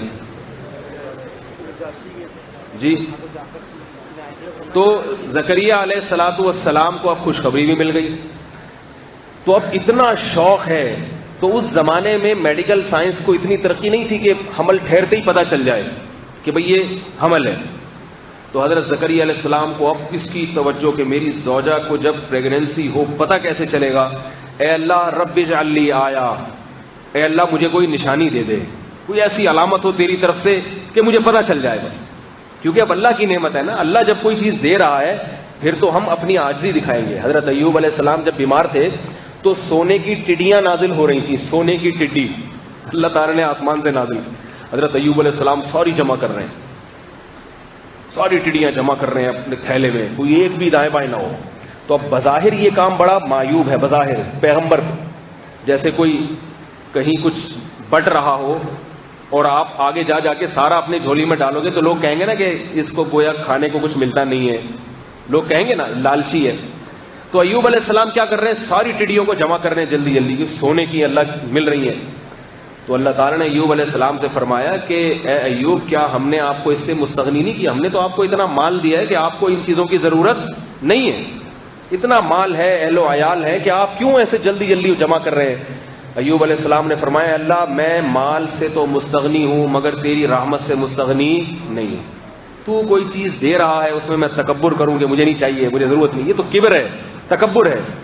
جب کوئی بڑا کوئی ہدیہ دے نا تو اس کو چھوٹا بھی ہو تو بڑا سمجھ کے اس ہدیے کو لے لینا چاہیے. اب زکریا علیہ السلام کو فکر لاحق ہو گئی، اللہ سے کہہ رہے ہیں اللہ کوئی علامت. تو اللہ نے فرمایا آیتک اللہ تکلم الناس ثلاث لیال سویا، اے زکریا 3 راتوں کے لیے تیری زبان بند ہو جائے گی، 3 راتوں کے لیے تجھ سے بولنے کی طاقت سلب ہو جائے گی.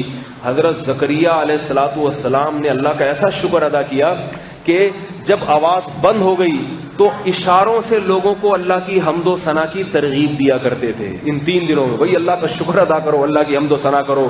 یا یحییٰ, پھر حضرت جعفر طیار نے آیتیں پڑھی, یا یحییٰ خذ الکتاب بقوہ وآتیناہ الحکم صبیہ, اے یحییٰ تو اللہ کی کتاب کو مضبوطی سے تھام لے. اور اللہ فرماتے ہیں ہم نے یحییٰ کو بچپن ہی میں نبوت عطا کر دی. اگلا رکوع پڑھا, وَاذْكُرْ فِي الْكِتَابِ مَرْيَمَ إِذِ انتبذت من أهلها مكانا شرقيا. اے محمد صلی اللہ علیہ وسلم, آپ اس کتاب میں مریم کا تذکرہ بھی کریں. نبی صلی اللہ علیہ وسلم تو نہ یہ جانتے تھے مریم کون ہے, زکریا کون ہے. عرب لوگ ان چیزوں سے بالکل واقف ہی نہیں تھے. یہ تو یہود و نصارہ جانتے تھے یہ کون ہے. تو وہ آیتیں پڑھ رہے ہیں, اس آیت میں, اس کتاب میں آپ مریم کا تذکرہ کریں. اذ انتبذت من اہلها مکانا شرقیا, جب وہ شرقی کنارے پر گئیں اپنا لباس تبدیل کرنے کے لیے تو کیا ہوا. اذ انتبذت من اہلها مکانا شرقیا, جب وہ شرقی کنارے پر گئی ہیں تو کیا ہوا کہ ایک فرشتہ آیا ان کے پاس, فتمثل لها بشرا سویا, انسانی شکل میں ان کے سامنے حاضر ہو گیا. قالت انی اعوذ بالرحمن منک ان کنت تقیا, ڈر گئی کہ یہ تو انسان ہے, مرد ہے, کہیں بدکاری کی نیت سے تو نہیں آیا. کہنے لگی میں تجھ سے اللہ کی پناہ مانگتی ہوں اگر تو جھوٹا ہے. قال انما انا رسول ربک, اے مریم ڈر نہیں, میں مرد نہیں ہوں, مجھے عورت اور مرد میں کوئی دلچسپی نہیں, مجھے فرق ہی نہیں پتا یہ کیا ہوتا ہے, میں تیرے رب کی طرف سے بھیجا ہوا فرشتہ ہوں. لأہب لکی غلاما زکیا, ایک پاکیزہ بچے کی خوشخبری سنانے کے لیے آیا ہوں, رب کی طرف سے تجھے بیٹا عطا کرنے کے لیے آیا ہوں. حضرت مریم کہہ رہی ہیں انا یکون لی ولد, میرے بیٹا کہاں سے پیدا ہو جائے گا. ولم یمسسنی بشر, شادی اور نکاح تو دور کی بات, مجھے آج تک کسی نامحرم مرد نے ہاتھ تک نہیں لگایا. یہ ہوتی ہے پاکیزہ عورت. مجھے کسی نامحرم مرد نے آج تک میرے جسم کو ہاتھ نہیں لگایا ہے, تو میرے بیٹا کیسے پیدا ہو جائے گا. وہی بات جبریل نے کہی جو حضرت زکریا سے کہے گی. قال کذالک قال ربک, اے مریم تیرے رب نے اسی طرح کہا ہے کہ مریم کو خوشخبری سنا کے آ جاؤ کہ تمہارے بیٹا پیدا ہوگا. وَلِنَجْعَلَكَ آیَةً لِلنَّاسِ, میں تیرے بیٹے کو, اللہ کہتے ہیں کہ میں تیرے بیٹے کو دنیا کے لیے اپنی قدرت کی نشانی بنانا چاہتا ہوں کہ میں اللہ جو ہے وہ کچھ کرنے میں اسباب کا محتاج نہیں ہے, وہ بغیر باپ کے بھی بیٹا پیدا کر سکتا ہے, اور اس کو نشانی بنا رہا ہوں اور قیامت کی ایک علامات بنا رہا ہوں. فَأَجَاءَهَا الْمَخَاضُ إِلَى جِذْعِ النَّخْلَةِ, اللہ فرماتے ہیں مریم کو ولادت کی تکلیف شروع ہو گئی اور درد کی وجہ سے وہ پریشان اپنی قوم سے چھپتی پھر رہی ہیں اور کھجور کے درخت کے تنے کے نیچے آ کے بیٹھ گئیں. قالت یا لیتنی مت قبل هذا وکنت نسیا منسیا, ہائے کاش اس دن سے پہلے میری موت واقع ہو جاتی اور میں ایسی بھول بھلیاں ہو جاتی. دنیا جانتی نہیں کہ مریم نام کی کوئی عورت بھی اس دنیا میں پیدا ہوئی ہے. کتنی بڑی ذلت ہے. دیکھو اللہ اپنے بندوں کو آزماتا کیسے ہے. اللہ یہ بھی تو کہہ سکتے تھے اے مریم یہ بیٹا خود گواہی دے دے گا, لیکن اللہ نے کہا نہیں, ابھی تڑپنے دو, رونے دو, اس کو پریشان ہونے دو. اللہ اپنے بندوں کو بعض دفعہ تڑپنے اور رونے میں دیکھ کر خوش ہوتے ہیں کہ اللہ پہ توکل کر رہے ہیں, رو رہے ہیں مگر اللہ سے شکایت نہیں کر رہے. اللہ فرماتے ہیں ہم نے مریم پر وحی نازل کی, الہام کیا کہ اے مریم فَأَجَاءَهَا الْمَخَاضُ إِلَى جِذْعِ النَّخْلَةِ قالت یا لیتنی مت قبل هذا وکنت نسیا منسیا فناداها من تحتها الا تحزنی. جبریل نیچے کھڑے ہوئے تھے, انہوں نے اللہ کی طرف سے حضرت مریم کو پکارا اور کہا لا تحزنی غم نہ کر, لا تحزنی غم نہ کر, وہزی الیک بجذع النخلۃ تساقط علیک رطبا جنیا. اے مریم تو اس کھجور کے درخت کے پتوں کو ہلا اور اس تر و تازہ کھجوریں کھا. فکلی, ان کھجوروں کو کھا. وقر وشربی, اور یہ چشمے کا پانی پی. وقری عینا, اور اپنی آنکھوں کو ٹھنڈا کر. اور جب کوئی آئے تیرے پاس اور یہ تجھ سے سوال کرے کہ اے مریم یہ تیرے پاس بیٹا کہاں سے آیا, تو کیا کہنا انی نذرت للرحمن صوما, آج میں نے اپنے رب کے لیے روزہ رکھا ہوا ہے. فلن اکلم الیوم انسیا, آج میں کسی انسان سے کلام نہیں کروں گی. اس زمانے میں چپ کا روزہ بھی ہوتا تھا, خاموشی کا روزہ, تو میں نے خاموشی کا روزہ رکھا ہوا ہے. یہ تو اور بڑی آزمائش ہو گئی کہ نہیں ہو گئی, اور بڑی آزمائش. لوگ کہیں گے کیا آج ہی تو نے روزہ رکھنا تھا, آج ہی تیرے ایک بیٹا پیدا ہو رہا ہے بغیر نکاح کے, تو آج ہی روزہ رکھنا تھا. ایک اور بڑی آزمائش میں اللہ تعالی نے ڈال دیا. حضرت مریم علیہ الصلوۃ والسلام اس بیٹے کو لے کر اپنی قوم میں گئی ہیں اور قوم نے چاروں طرف سے گھیر لیا. اب حضرت جعفر طیار جو ہے نا وہ آیتیں پڑھتے چلے جا رہے ہیں. یہ واقعہ نقل کرتے چلے آ رہے ہیں. تو قوم نے جب چاروں طرف سے گھیرا تو یا مریم اے مریم ما کان ابوکی امرأ سوء تیرا باپ بھی برا آدمی نہیں تھا, وما کانت امکی بغیہ اور تیری ماں نے بھی کبھی بدکاری نہیں کی, تیری ماں پاک دامن عفیف اور تیرا باپ نیک صالح آدمی. تو کسی فوش خاندان کی ہوتی تو ایک بات سمجھ میں آتی ہے, تیرے تو باپ دادے سارے نیک پرہیزگار, یہ تو کیا لقد جیتی شیئا فریا, یہ تو نے کیا حرکت کی ہے. تو فوراً حضرت مریم نے اشارہ کیا میرا روزہ ہے. اور جیسے ہوتا ہے نا حضرت کوئی انسان تنگ آ کے کہتا ہے بھائی اسی سے پوچھ لو, اسی سے پوچھ لو, حضرت مریم نے اشارت الیہ تنگ آ کے کہ بھئی اسی سے پوچھ لو, اسی بچے سے. ان کو کیا پتا تھا کہ جب اس طرف اشارہ کروں گی تو یہ بچہ اللہ کی قدرت سے بول اٹھے گا. جیسے اشارہ کیا اسی سے پوچھ لو, فوراً حضرت عیسیٰ علیہ الصلوۃ والسلام کی زبان کو اللہ نے ماں کی گود میں جاری کر دیا اور فوراً کہنے لگے انی عبد اللہ, میں اللہ کا بندہ ہوں, ولد الزنا یا حرام معاذ اللہ حرام کا نہیں ہوں, انی عبد اللہ, اور میں ایسا پاکیزہ ہوں, آتانی الکتاب میرا رب مجھے پیغمبر بھی بنائے گا, اور عام پیغمبروں جیسا پیغمبر نہیں بلکہ مجھ پر آسمانی کتاب نازل ہوگی, وجعلنی نبیا مجھے پیغمبر بنایا اس نے, وجعلنی مبارکن اینما کنتو زمین کے جس خطے پر میں جاؤں گا اپنے ساتھ برکتیں لے کر جاؤں گا, وجعلنی مبارکن اینما کنتو واوصانی بالصلاۃ والزکاۃ ما دمت حیا, اور جب تک میں زندہ رہوں, والسلام علی یوم ولدت ویوم اموت ویوم ابعث حیا, اور مجھ پر اس وقت بھی اللہ کی طرف سے سلامتی جب میں پیدا ہوا, ویوم اموت جس دن میری موت واقع ہوگی اس وقت بھی اللہ کی طرف سے مجھ پر سلامتی ہوگی, وَيَوْمَ أُبْعَثُ حَيًّا اور جس دن اللہ مجھے زندہ کر کے اٹھائے گا اس وقت بھی اللہ کی طرف سے مجھ پر سلامتی ہوگی. یہ کلام سن کے بنی اسرائیل حیران ہو گئے. فاختلف الاحزاب, دو حصوں میں تقسیم ہو گئی بنی اسرائیل. بعض کہنے لگے یہ مریم پاکیزہ عورت ہے, ہم نے کبھی نہیں دیکھا کہ اس کے کسی سے معاذ اللہ برے تعلقات ہوئے ہوں, اور یہ بچہ ماں کی گود میں گواہی دے رہا ہے, ہم مانتے ہیں کہ مریم برحق ہے اور اللہ نے اس کی گود سے ایک پیغمبر کو جنم دیا ہے. اور یہودی کہنے لگے نانا معاذ اللہ نقل کفر, یہ ولد الزنا ہے, اور آج تک وہ اختلاف چلا آ رہا ہے. قرآن نے اس اختلاف کو ختم کیا اور بتایا کہ مریم پاکیزہ تھی, اللہ نے اپنی قدرت اور طاقت کو ظاہر کرنے کے لیے اس کے بغیر باپ کے اللہ نے اس کی گود میں بیٹا پیدا کیا, اور اللہ نے قرآن میں اس کو بھی واضح کر دیا. اگر تمہیں سمجھ میں نہیں آتا کہ بغیر باپ کے بیٹا کیسے پیدا ہو سکتا ہے, انما فرمایا کہ عیسیٰ کی مثال اللہ کی نظر میں کمثل آدم, انما مثل عیسیٰ عند اللہ کمثل آدم. فرمایا آدم کی زندگی کو دیکھو, آدم کے تو نہ باپ تھے نہ ماں تھی, خلقہ من تراب مٹی سے پیدا کر کے اللہ نے انسان بنا دیا. عیسیٰ کی تو پھر بھی ماں تھی, تو جو خدا بغیر باپ اور بغیر ماں کے پیدا کر سکتا ہے وہ صرف باپ کے بغیر کیوں پیدا نہیں کر سکتا. ادھر حضرت جعفر طیار رضی اللہ تعالی عنہ سورہ مریم پڑھ کے تقریر کر رہے ہیں, وَاذْكُرْ فِي الْكِتَابِ ابراہیم, فرمایا ابراہیم کا تذکرہ بھی کرو. اذ قال لأبیہ, جب ابراہیم نے اپنے باپ سے کہا یا ابتی, اے میرے پیارے ابا, لما تعبد ما لا يسمع, اے میرے ابا آپ ایسے پتھروں کے بنائے ہوئے بتوں کی عبادت کیوں کرتے ہو جو آپ کی بات سن نہیں سکتے. ان کے کان آپ نے پتھر کے بنا کے لگے ہیں, اس سے بہتر تو انسانوں کے کان ہوتے ہیں جو سن تو لیتے ہیں, یہ تو بیچارہ سن نہیں سکتا. ولا ينفع, آپ کو کوئی نفع دے نہیں سکتا, آپ کو نقصان نہیں پہنچا سکتا, ایسے کی عبادت کیوں کرتے ہو. یا ابتی انی اخاف ان یمسک عذاب من الرحمن فتکون للشیطان ولیا, ایسا نہ ہو اللہ کی غیرت کو جوش آ جائے اور اللہ آپ کو کسی عذاب میں ڈال دے کہ بنایا میں نے, کھلایا میں نے, پیدا میں نے کیا, آسمان سے بارشیں میں نے برسائیں, اور مجھے چھوڑ کر ان پتھروں کے بنے ہوئے بتوں کے سامنے جھکتے ہو. حضرت ابراہیم علیہ السلام کی تقریر چل رہی ہے اور باپ کا جواب کیا آ رہا ہے کہ لئن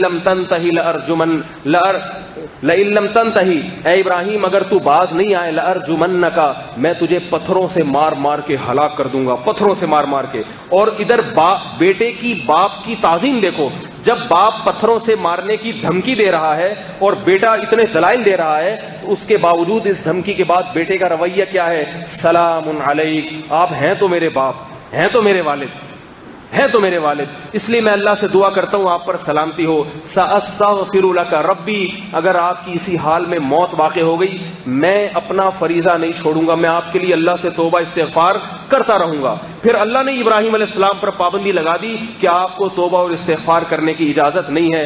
پھر آگے فرمایا وَاذْكُرْ فِي الْكِتَابِ موسیٰ, اے نبی اس میں یہودیوں کے پیغمبر موسیٰ کا تذکرہ بھی کریں. اذ ناجیناہ من جانب الطور الایمن، جب ہم نے کوہ طور پر بلا کے موسیٰ سے کلام کیا، وقربناہ نجیا، اپنے قریب کر کے اس کے کان میں سرگوشیاں کی، انہ کان مخلصا، بڑا مخلص ہمارا منتخب بندہ تھا موسیٰ، بڑا منتخب، ساری دنیا کے سارے انسانوں میں ہم نے اس کو منتخب کیا اور اپنے قریب کیا، اس سے سرگوشیاں کی۔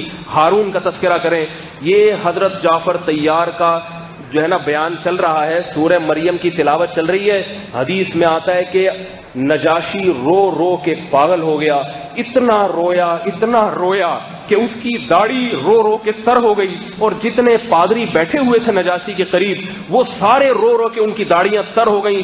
نجاشی نے کہا خدا کی قسم، اللہ کی قسم، یہ انسان کا کلام نہیں ہے، یہ محمد صلی اللہ علیہ وسلم کا کلام نہیں ہے، یہ اسی ذات کا کلام ہے جس نے عیسیٰ ابن مریم پر انجیل کو نازل کیا اور جس نے موسیٰ علیہ السلام پر تورات کو نازل کیا، یہ اسی ذات کا کلام ہے، کیونکہ ان دونوں کلام کے مضامین ایک جیسے، ان کی تعلیمات بالکل ایک جیسی، ان کی آیتیں بالکل ایک جیسی۔ اور نجاشی نے یہ کہا، اور نجاشی یہ کلمہ پڑھ کے اس نے اسلام قبول کر لیا۔ تو میں جو اصل بات آپ سے کہہ رہا تھا کہ مشرکین کہتے تھے یہ جادو ہے جس کا اثر نجاشی پر بھی ہو گیا، تو یہ کیسا جادو ہے جو ابراہیم علیہ السلام کے واقعے کو بیان کر رہا ہے، جو حضرت مریم کی پاک دامنی کو بیان کر رہا ہے، جو حضرت زکریا کے بڑھاپے میں اولاد کے تذکرے کو بیان کر رہا ہے اور اس کے دلائل بھی دے رہا ہے۔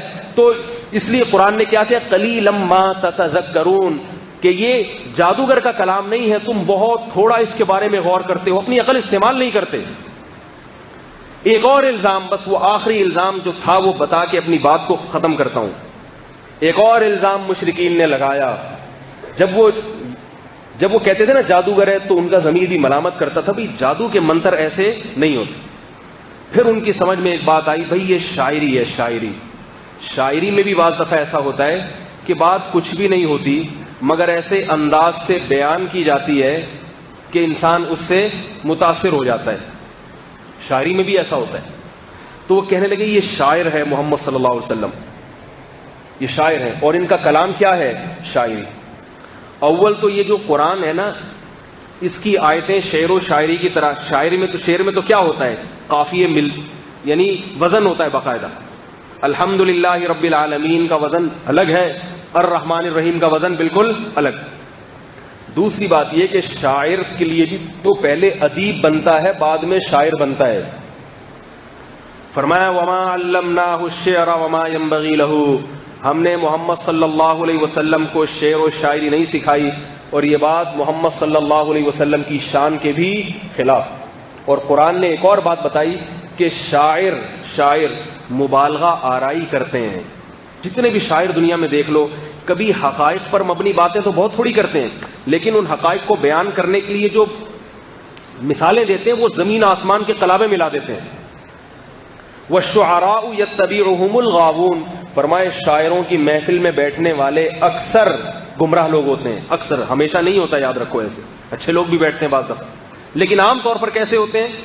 دیکھا ہے کبھی شعر و شاعری کی محفل، ایک چھوڑ رہا ہوگا بیٹھ کے، دوسرا واہ واہ واہ واہ سبحان اللہ واہ واہ ارشاد مکرر، وہ حالانکہ اس نے جو بات کی ہوگی وہ بات کیا ہوگی، غلط، وہ بات ہی صحیح نہیں کرتا۔ شاعروں کا کلام کیسا ہوتا ہے؟ اپنی محبوبہ کی تعریف جب کریں گے تو ایسے اس کے زمین آسمان کے قلابے ملا دیتے ہیں کہ آدمی کہتا ہے کہ اس کی محبوبہ سے اچھی دنیا میں اللہ نے کوئی پیدا کی نہیں ہے۔ جبکہ قرآن میں کوئی ایسی بات نہیں ہے جو زمینی حقائق یا آسمانی حقائق کے خلاف ہو، ایسا نہیں ہے کہ وہ ایسا دعویٰ کر دیا ہو محمد صلی اللہ علیہ وسلم نے جو حقیقت پر مبنی نہ ہو۔ جبکہ جتنے بھی بڑے بڑے شاعر ہیں، ہر ایک کے کلام میں کچھ اشعار لازماً ایسے ہوتے ہیں جو حقائق پر مبنی نہیں ہوتے۔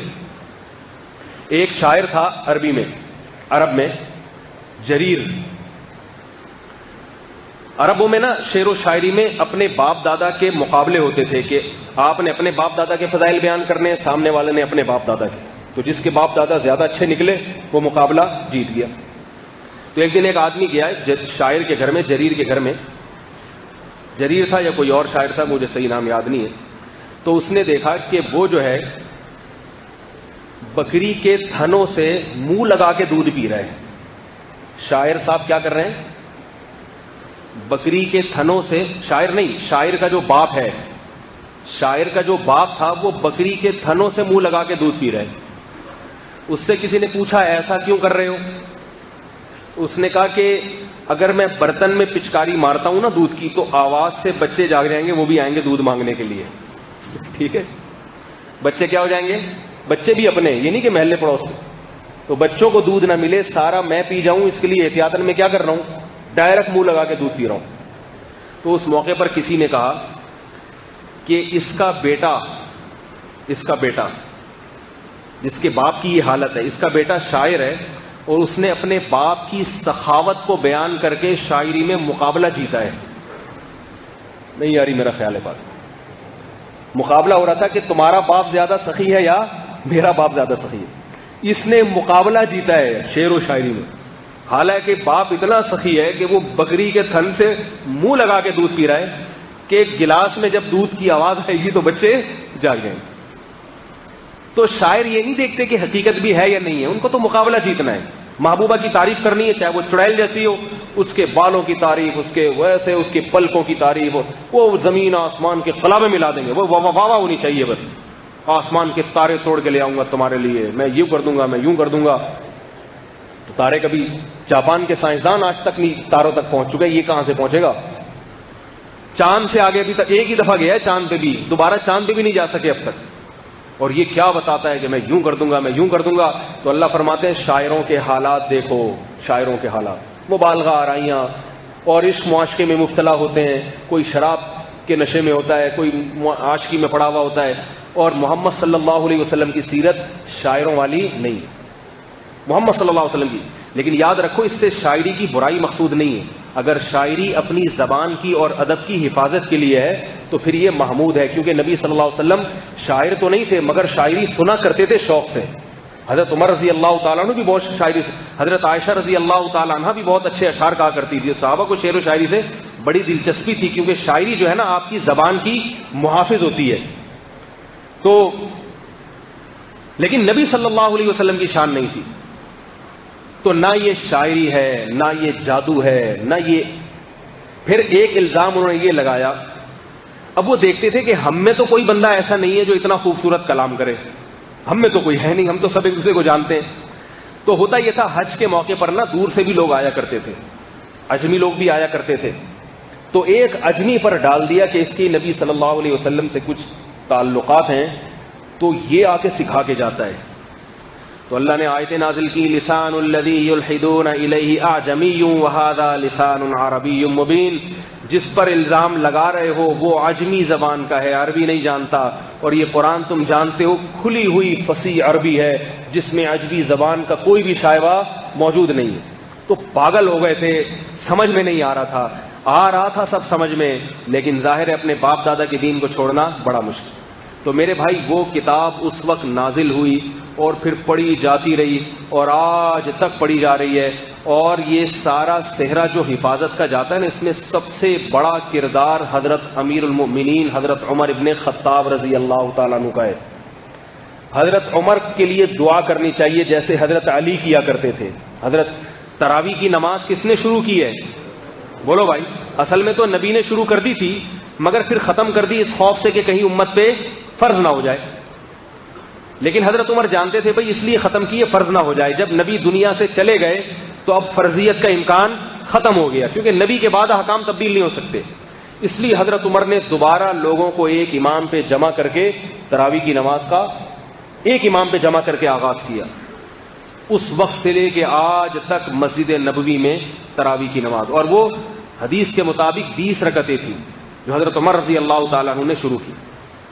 اس وقت سے لے کے آج تک مسجد حرام میں اور مسجد نبی میں ایک سال بھی کبھی تراویح کا ناغہ نہیں ہوا. اس سے کیا ہوا؟ قرآن مجید کی حفاظت ہو گئی. پورا قرآن لوگ پڑھتے بھی ہیں اور سنتے بھی ہیں. تو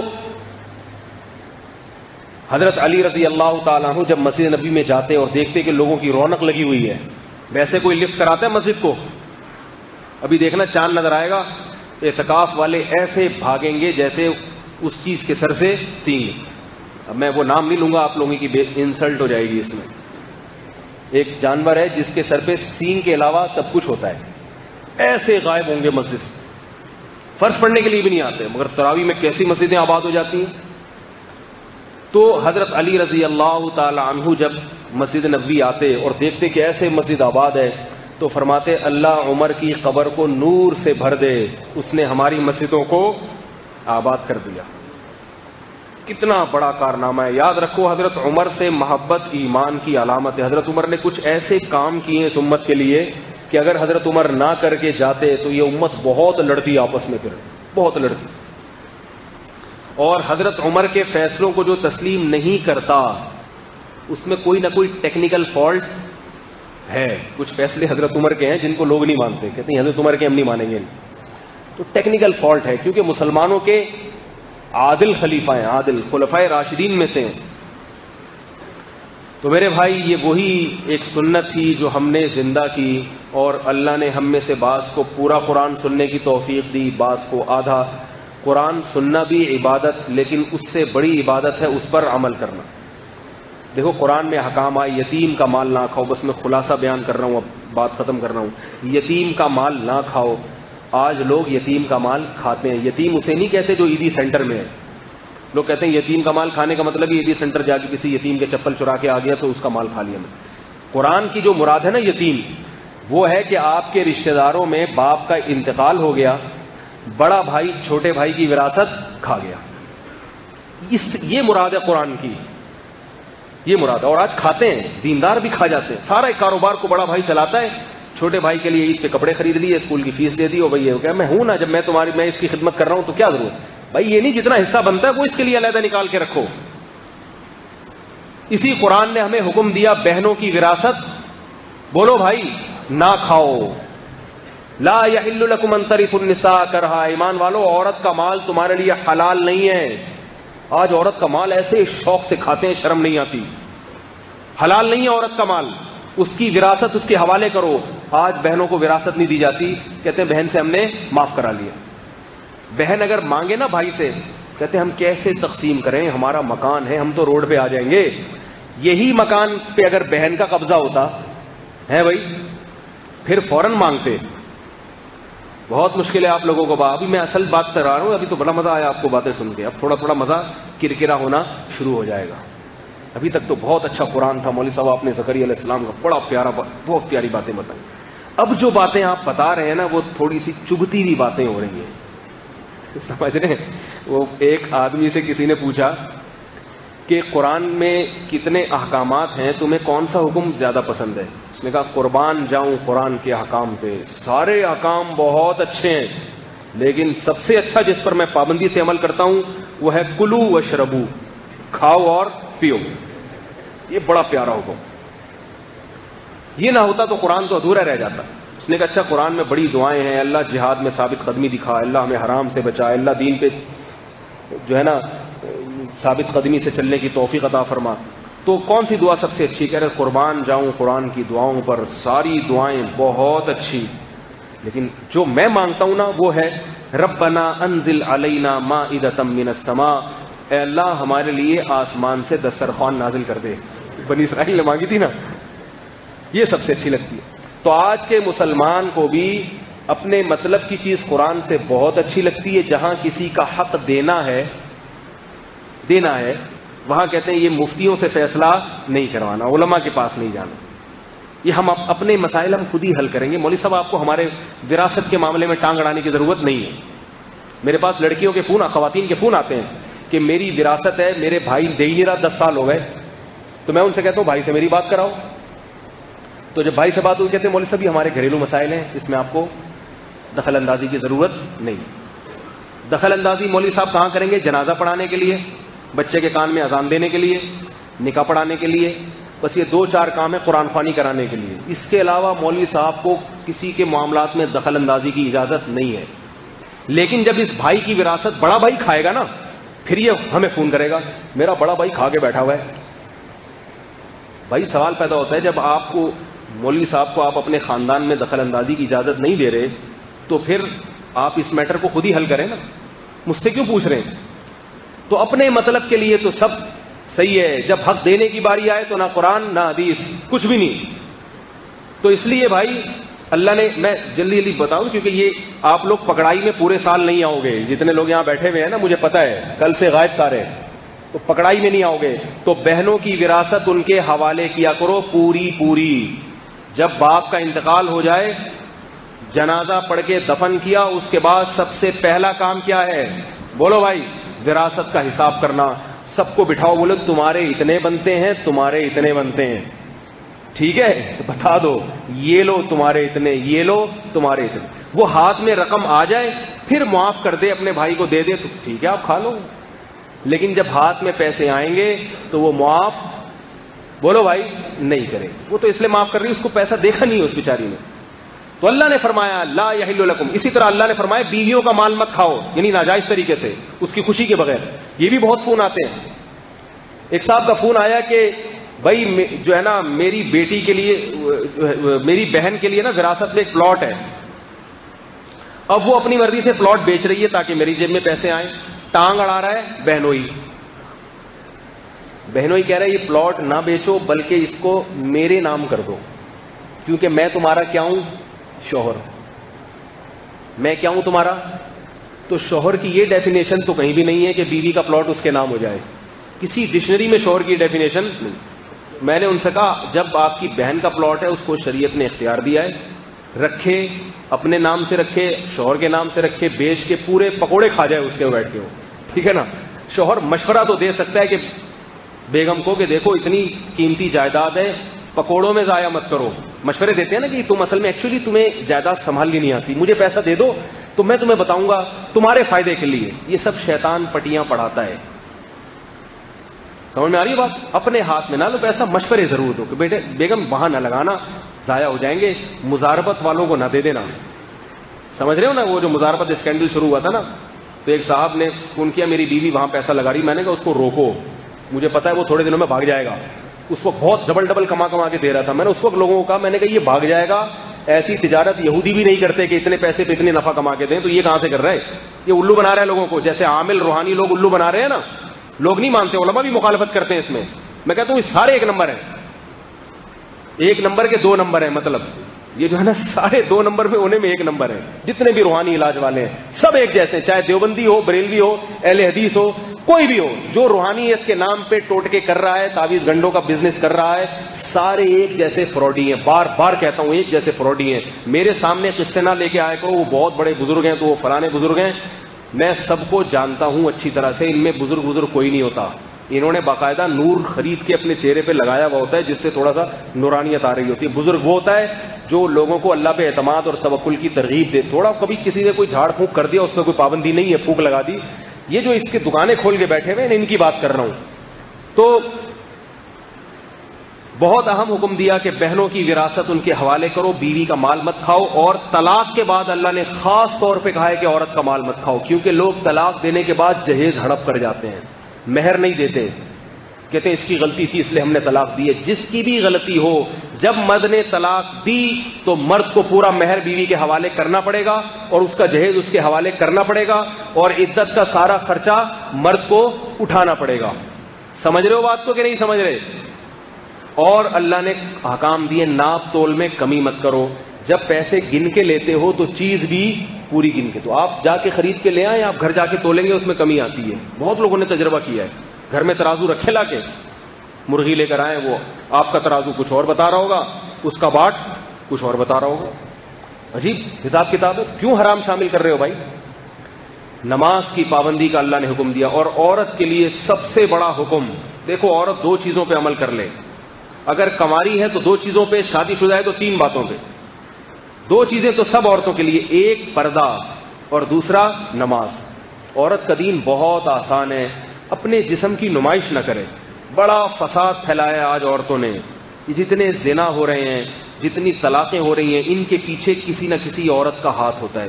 خدا کی قسم میرا خون کے آنسو روتا ہوں جب میرے پاس شادی شدہ عورتوں کے فون آتے ہیں کہ ہمارے میاں کے اتنی عورتوں سے چکر چل رہے ہیں, گھر میں بچوں کی طرف توجہ نہیں ہے, آفس میں لڑکیوں سے دوستیاں. تو میں کہتا ہوں یہ دوستیاں لگانے والی, لفٹ کرانے والی کون ہے؟ وہ بھی تو عورت ہے نا. عورت ہی تو ہے جو آپ کا گھر خراب کر رہی ہے. اس کو اللہ نے گھر میں بیٹھنے کا حکم دیا. اس کو اللہ نے کہا کہ اگر گھر سے باہر نکلنا ہے تو یدنین علیہن من جلابیبہن, اللہ فرماتے ہیں اپنے اوپر چادریں لے کے, برقعے لے کے نکلو, اپنے جسم کی نمائش مت کرو. خوشبو لگا کے گھر سے باہر نکلنا عورت کے لیے حرام. تو خواتین اگر آج توبہ کر لیں اور اس کا اہتمام کر لیں کہ ہم پردہ کریں گے مکمل، اور پردہ اپنے چچازاد بھائی سے بھی ہوتا ہے، دیور سے بھی ہوتا ہے، جیٹھ سے بھی ہوتا ہے۔ اسلام میں عورت کی جس سے شادی ہوتی ہے صرف وہی اس کا شوہر ہوتا ہے۔ ہندوؤں کے ہاں جس سے شادی ہوئی وہ بھی ہے اور دیور بھی ہے۔ دیور کا مطلب پتہ ہے ہندی میں کیا ہے؟ آدھا شوہر۔ یہ ڈکشنری میں دیور کا مطلب ہے، نہیں آ رہی میرا خیال ہے۔ تو ان کے ہاں دیور سے پردہ نہیں ہے۔ سکھوں کے ہاں تو ہے ہی نہیں پردہ، سکھوں کے ہاں تو باقاعدہ ہے کہ یہ شوہر یہ بھی ہے اور یہ بھی ہے۔ تو یہ بغیرتی والی زندگی پسند کرتے ہو کیا؟ ہم اس کو قبول نہیں کرتے۔ ہمارے ہاں ہے کہ یہ شوہر ہے، اس کے علاوہ کوئی بھی نہیں ہے، وہ نہیں دیکھ سکتا اس کو۔ دیور کو اجازت نہیں ہے جوان بھابھی کے سامنے بیٹھ کے گپے مارے۔ سالی اور بہنوئی کے جو ہے نا کتنی بری خبریں آتی ہیں، ایسی باتیں کرتے ہوئے ممبر پہ جو ہے نا شرم اور حیا آتی ہے۔ برائی کا تذکرہ کرنا بھی برائی کی اشاعت۔ کتنے فون آتے ہیں خواتین کے کہ میرے میاں مجھ میں دلچسپی نہیں لے رہے، بہن میں دلچسپی لے رہے ہیں۔ میری سالی آ رہی ہیں، گپے لگا رہی ہیں بہنوئی سے۔ بہنوئی دیکھتا ہے میری والی تو بوڑھی ہو گئی، یہ جو جوان ہے نا، جب یہ تو انسان کی فطرت ہے، جب وہ جوان کے سامنے بیٹھے گا تو اپنی والی اس کو پرانی لگے گی۔ اس کے 10 بچے ہو گئے ہیں، وہ پرانی لگ رہی ہے، اور یہ کیا ہے بالکل نہیں، تو وہ ادھر توجہ جاتی ہے اس۔ تو اللہ نے سالی کو کہہ دیا کہ تمہیں بہنوئی کے سامنے بیٹھنے کی ضرورت نہیں ہے، تمہیں اجازت نہیں ہے۔ اگر وہ پردہ کر لے گی تو اس کی بہن کا گھر بھی بچے گا کہ نہیں بچے گا؟ ہے بھائی، اس کی شوہر کی ساری توجہ کس طرف رہے گی؟ لیکن اس کو ہمارے معاشرے میں برا سمجھا جاتا ہے۔ اگر پردہ کر لے گی نا تو بیوی ہی کو اعتراض ہوتا ہے، میری بہن نے میرے شوہر سے پردہ کیوں کر لیا، بے وقوف، اسی کو اعتراض ہوتا ہے۔ او بھائی، تیرے فائدے کے لیے اللہ نے اس کو حکم دیا ہے، تیرے فائدے کے لیے۔ مائیں روکتی ہیں اپنی بہوؤں کو پردہ کرنے سے، مائیں۔ اللہ نے قرآن میں کیا فرمایا؟ 2 قسم کے طبقے ہیں، کچھ تمہیں جنت کی طرف لے کر جاتے ہیں اور کچھ تمہیں جہنم کی آگ کی طرف۔ جو ماں اپنی بیٹی کو شرعی پردہ کرنے سے روک رہی ہے وہ ماں نہیں ہے، وہ اپنی بیٹی کے لیے ڈائن ہے، ڈائن۔ وہ اپنی بیٹی کو جہنم کی آگ کی دعوت دے رہی ہے۔ ساس اپنی بہو کو اگر پردے سے روک رہی ہے، ساسوں کو بڑی تکلیف ہوتی ہے کہ میری بہو جو ہے میرے دوسرے بیٹوں سے پردہ کیوں کرتی ہے۔ یہ بڑے واقعات سامنے آتے ہیں، ساس کو تکلیف ہوتی ہے میری بہو پردہ کیوں کر رہی ہے میرے دوسرے بیٹے سے۔ بھائی اللہ کا حکم ہے، بہو کے لیے اجازت نہیں ہے کہ اپنی ساس کی بات مانے۔ بعض شوہروں کو تکلیف ہو رہی ہے کہ میری بیوی میرے دوستوں سے پردہ کیوں کر رہی ہے۔ جس میں غیرت ہونی چاہیے تھی، جو پردے کی ترغیب دیتا وہی پردہ اتارنے کی ترغیب دے رہا ہے۔ تو عورت اگر پردے کی حفاظت کر لے، دیکھو کیسی عفت تھی۔ حضرت فاطمہ رضی اللہ تعالی عنہ نے وصیت کی، میرا جنازہ رات کو لے کے چلنا، رات کو میرے جنازے پہ بھی نظر نہ پڑے کسی کی۔ کہاں گئی وہ عفت، کہاں گئی وہ پاک دامنی، کہاں گئی وہ حیا؟ کیسے اپنے جسموں کی کپڑے دیکھو، لباس دیکھو، مختصر ہوتے چلے جا رہے ہیں۔ بچیوں کے لباس دیکھو، کچھ بھی نہیں ہوگا ان کے جسم پہ کپڑا، اور بیٹوں کو پورے کپڑے پہنائے گئے ہوں گے۔ ہاف آستینیں بیٹیوں کو پہنائی جاتی ہیں اور بیٹوں کو فل آستینیں۔ یہ کیا ہو رہا ہے ہمارے معاشرے کو، کہاں کو جا رہا ہے بھائی؟ ان چیزوں کو روکنے کی کوشش کریں۔ اگر ہم قرآن پر ایمان رکھتے ہیں، ہم مسلمان ہیں، حیا والے لوگ ہیں، انگریز نہیں ہیں، انگریز نہیں ہیں۔ ان کے ہاں سب حلال ہے، سب حلال ہے، درندے بن چکے ہیں وہ۔ ابھی دیکھو نا، ایک کلب میں کسی پٹھان نے جا کے فائرنگ کر دی، سب کو مار دیا۔ ہم جس پرست، میں نہیں کہہ رہا کہ وہ قتل کرنا جائز تھا یا اس نے صحیح کام کیا، میں یہ نہیں کہہ رہا، لیکن اس سے اس معاشرے کی گندگی کا تو پتہ چلتا ہے۔ کلب بنے ہوئے ہیں لڑکوں سے لڑکوں کی بدکاری کرنے کے لیے، تو کیا تم بھی یہ چاہتے ہو تمہارا کلچر بھی مستقبل میں ایسا ہو جائے؟ تو یاد رکھو، آج وہ جس اسٹیج پر پہنچے ہیں اچانک نہیں پہنچ گئے، پہلے ان کا کلچر بھی ایسا بنا تھا جیسے آج ہمارا ہے، مگر ان کے بڑوں نے اس کلچر کو تبدیل کرنے کی کوشش نہیں کی۔ نتیجہ کیا ہوا؟ برائی ہوتے ہوتے وہاں تک پہنچ گئی ہے۔ اگر ہم نے اپنے گھروں پہ، اپنی بیٹیوں پہ کنٹرول کرنے کی کوشش نہیں کی، معاشرے میں کو پردہ کرانے کی کوشش نہیں کی، تو یاد رکھو ہمارا مستقبل بھی پھر ویسا ہی ہوگا، ویسا ہی ہوگا۔ تو یہ چند باتیں ہیں۔ شراب پھیل رہی ہے نوجوانوں میں، توبہ کرو۔ زنا پھیل رہا ہے، زنا بڑا سخت جرم ہے۔ نبی نے کیا فرمایا؟ معراج کی رات میں آپ صلی اللہ علیہ وسلم نے کچھ نوجوانوں کو دیکھا، ننگے مرد اور ننگی عورتیں آگ میں اکٹھے جل رہے ہیں۔ آپ نے حضرت جبریل سے پوچھا یہ کون ہے؟ حضرت جبریل نے فرمایا یہ آپ کی امت کے، کافر نہیں، آپ کی امت کے وہ لوگ ہیں جو زنا کیا کرتے تھے۔ اللہ نے زنا کرنے والے مرد کو بھی ننگا کیا، برہنہ کیا، زنا کرنے والی عورت کو بھی ایک ساتھ اللہ نے آگ میں ڈال دیا دونوں۔ جس سے منہ کالا کرو گے نا، اسی کے ساتھ اللہ آگ میں جلائے گا، جس سے منہ کالا کرو گے۔ وقتی لذت کے لیے اپنے اوپر جہنم کی آگ کو حلال نہیں کرنا چاہیے انسان. تو یہ چند باتیں ہیں جو قرآن کی دعوت ہے. کیا ہی اچھی بات ہے کہ اگر یہ 3-4 راتیں رمضان کی رہ گئی ہیں، اگر ہم ان راتوں میں ان تمام جرائم اور گناہوں سے توبہ کر لیں. اچھا کام ہے یا نہیں؟ انسان بن جائے.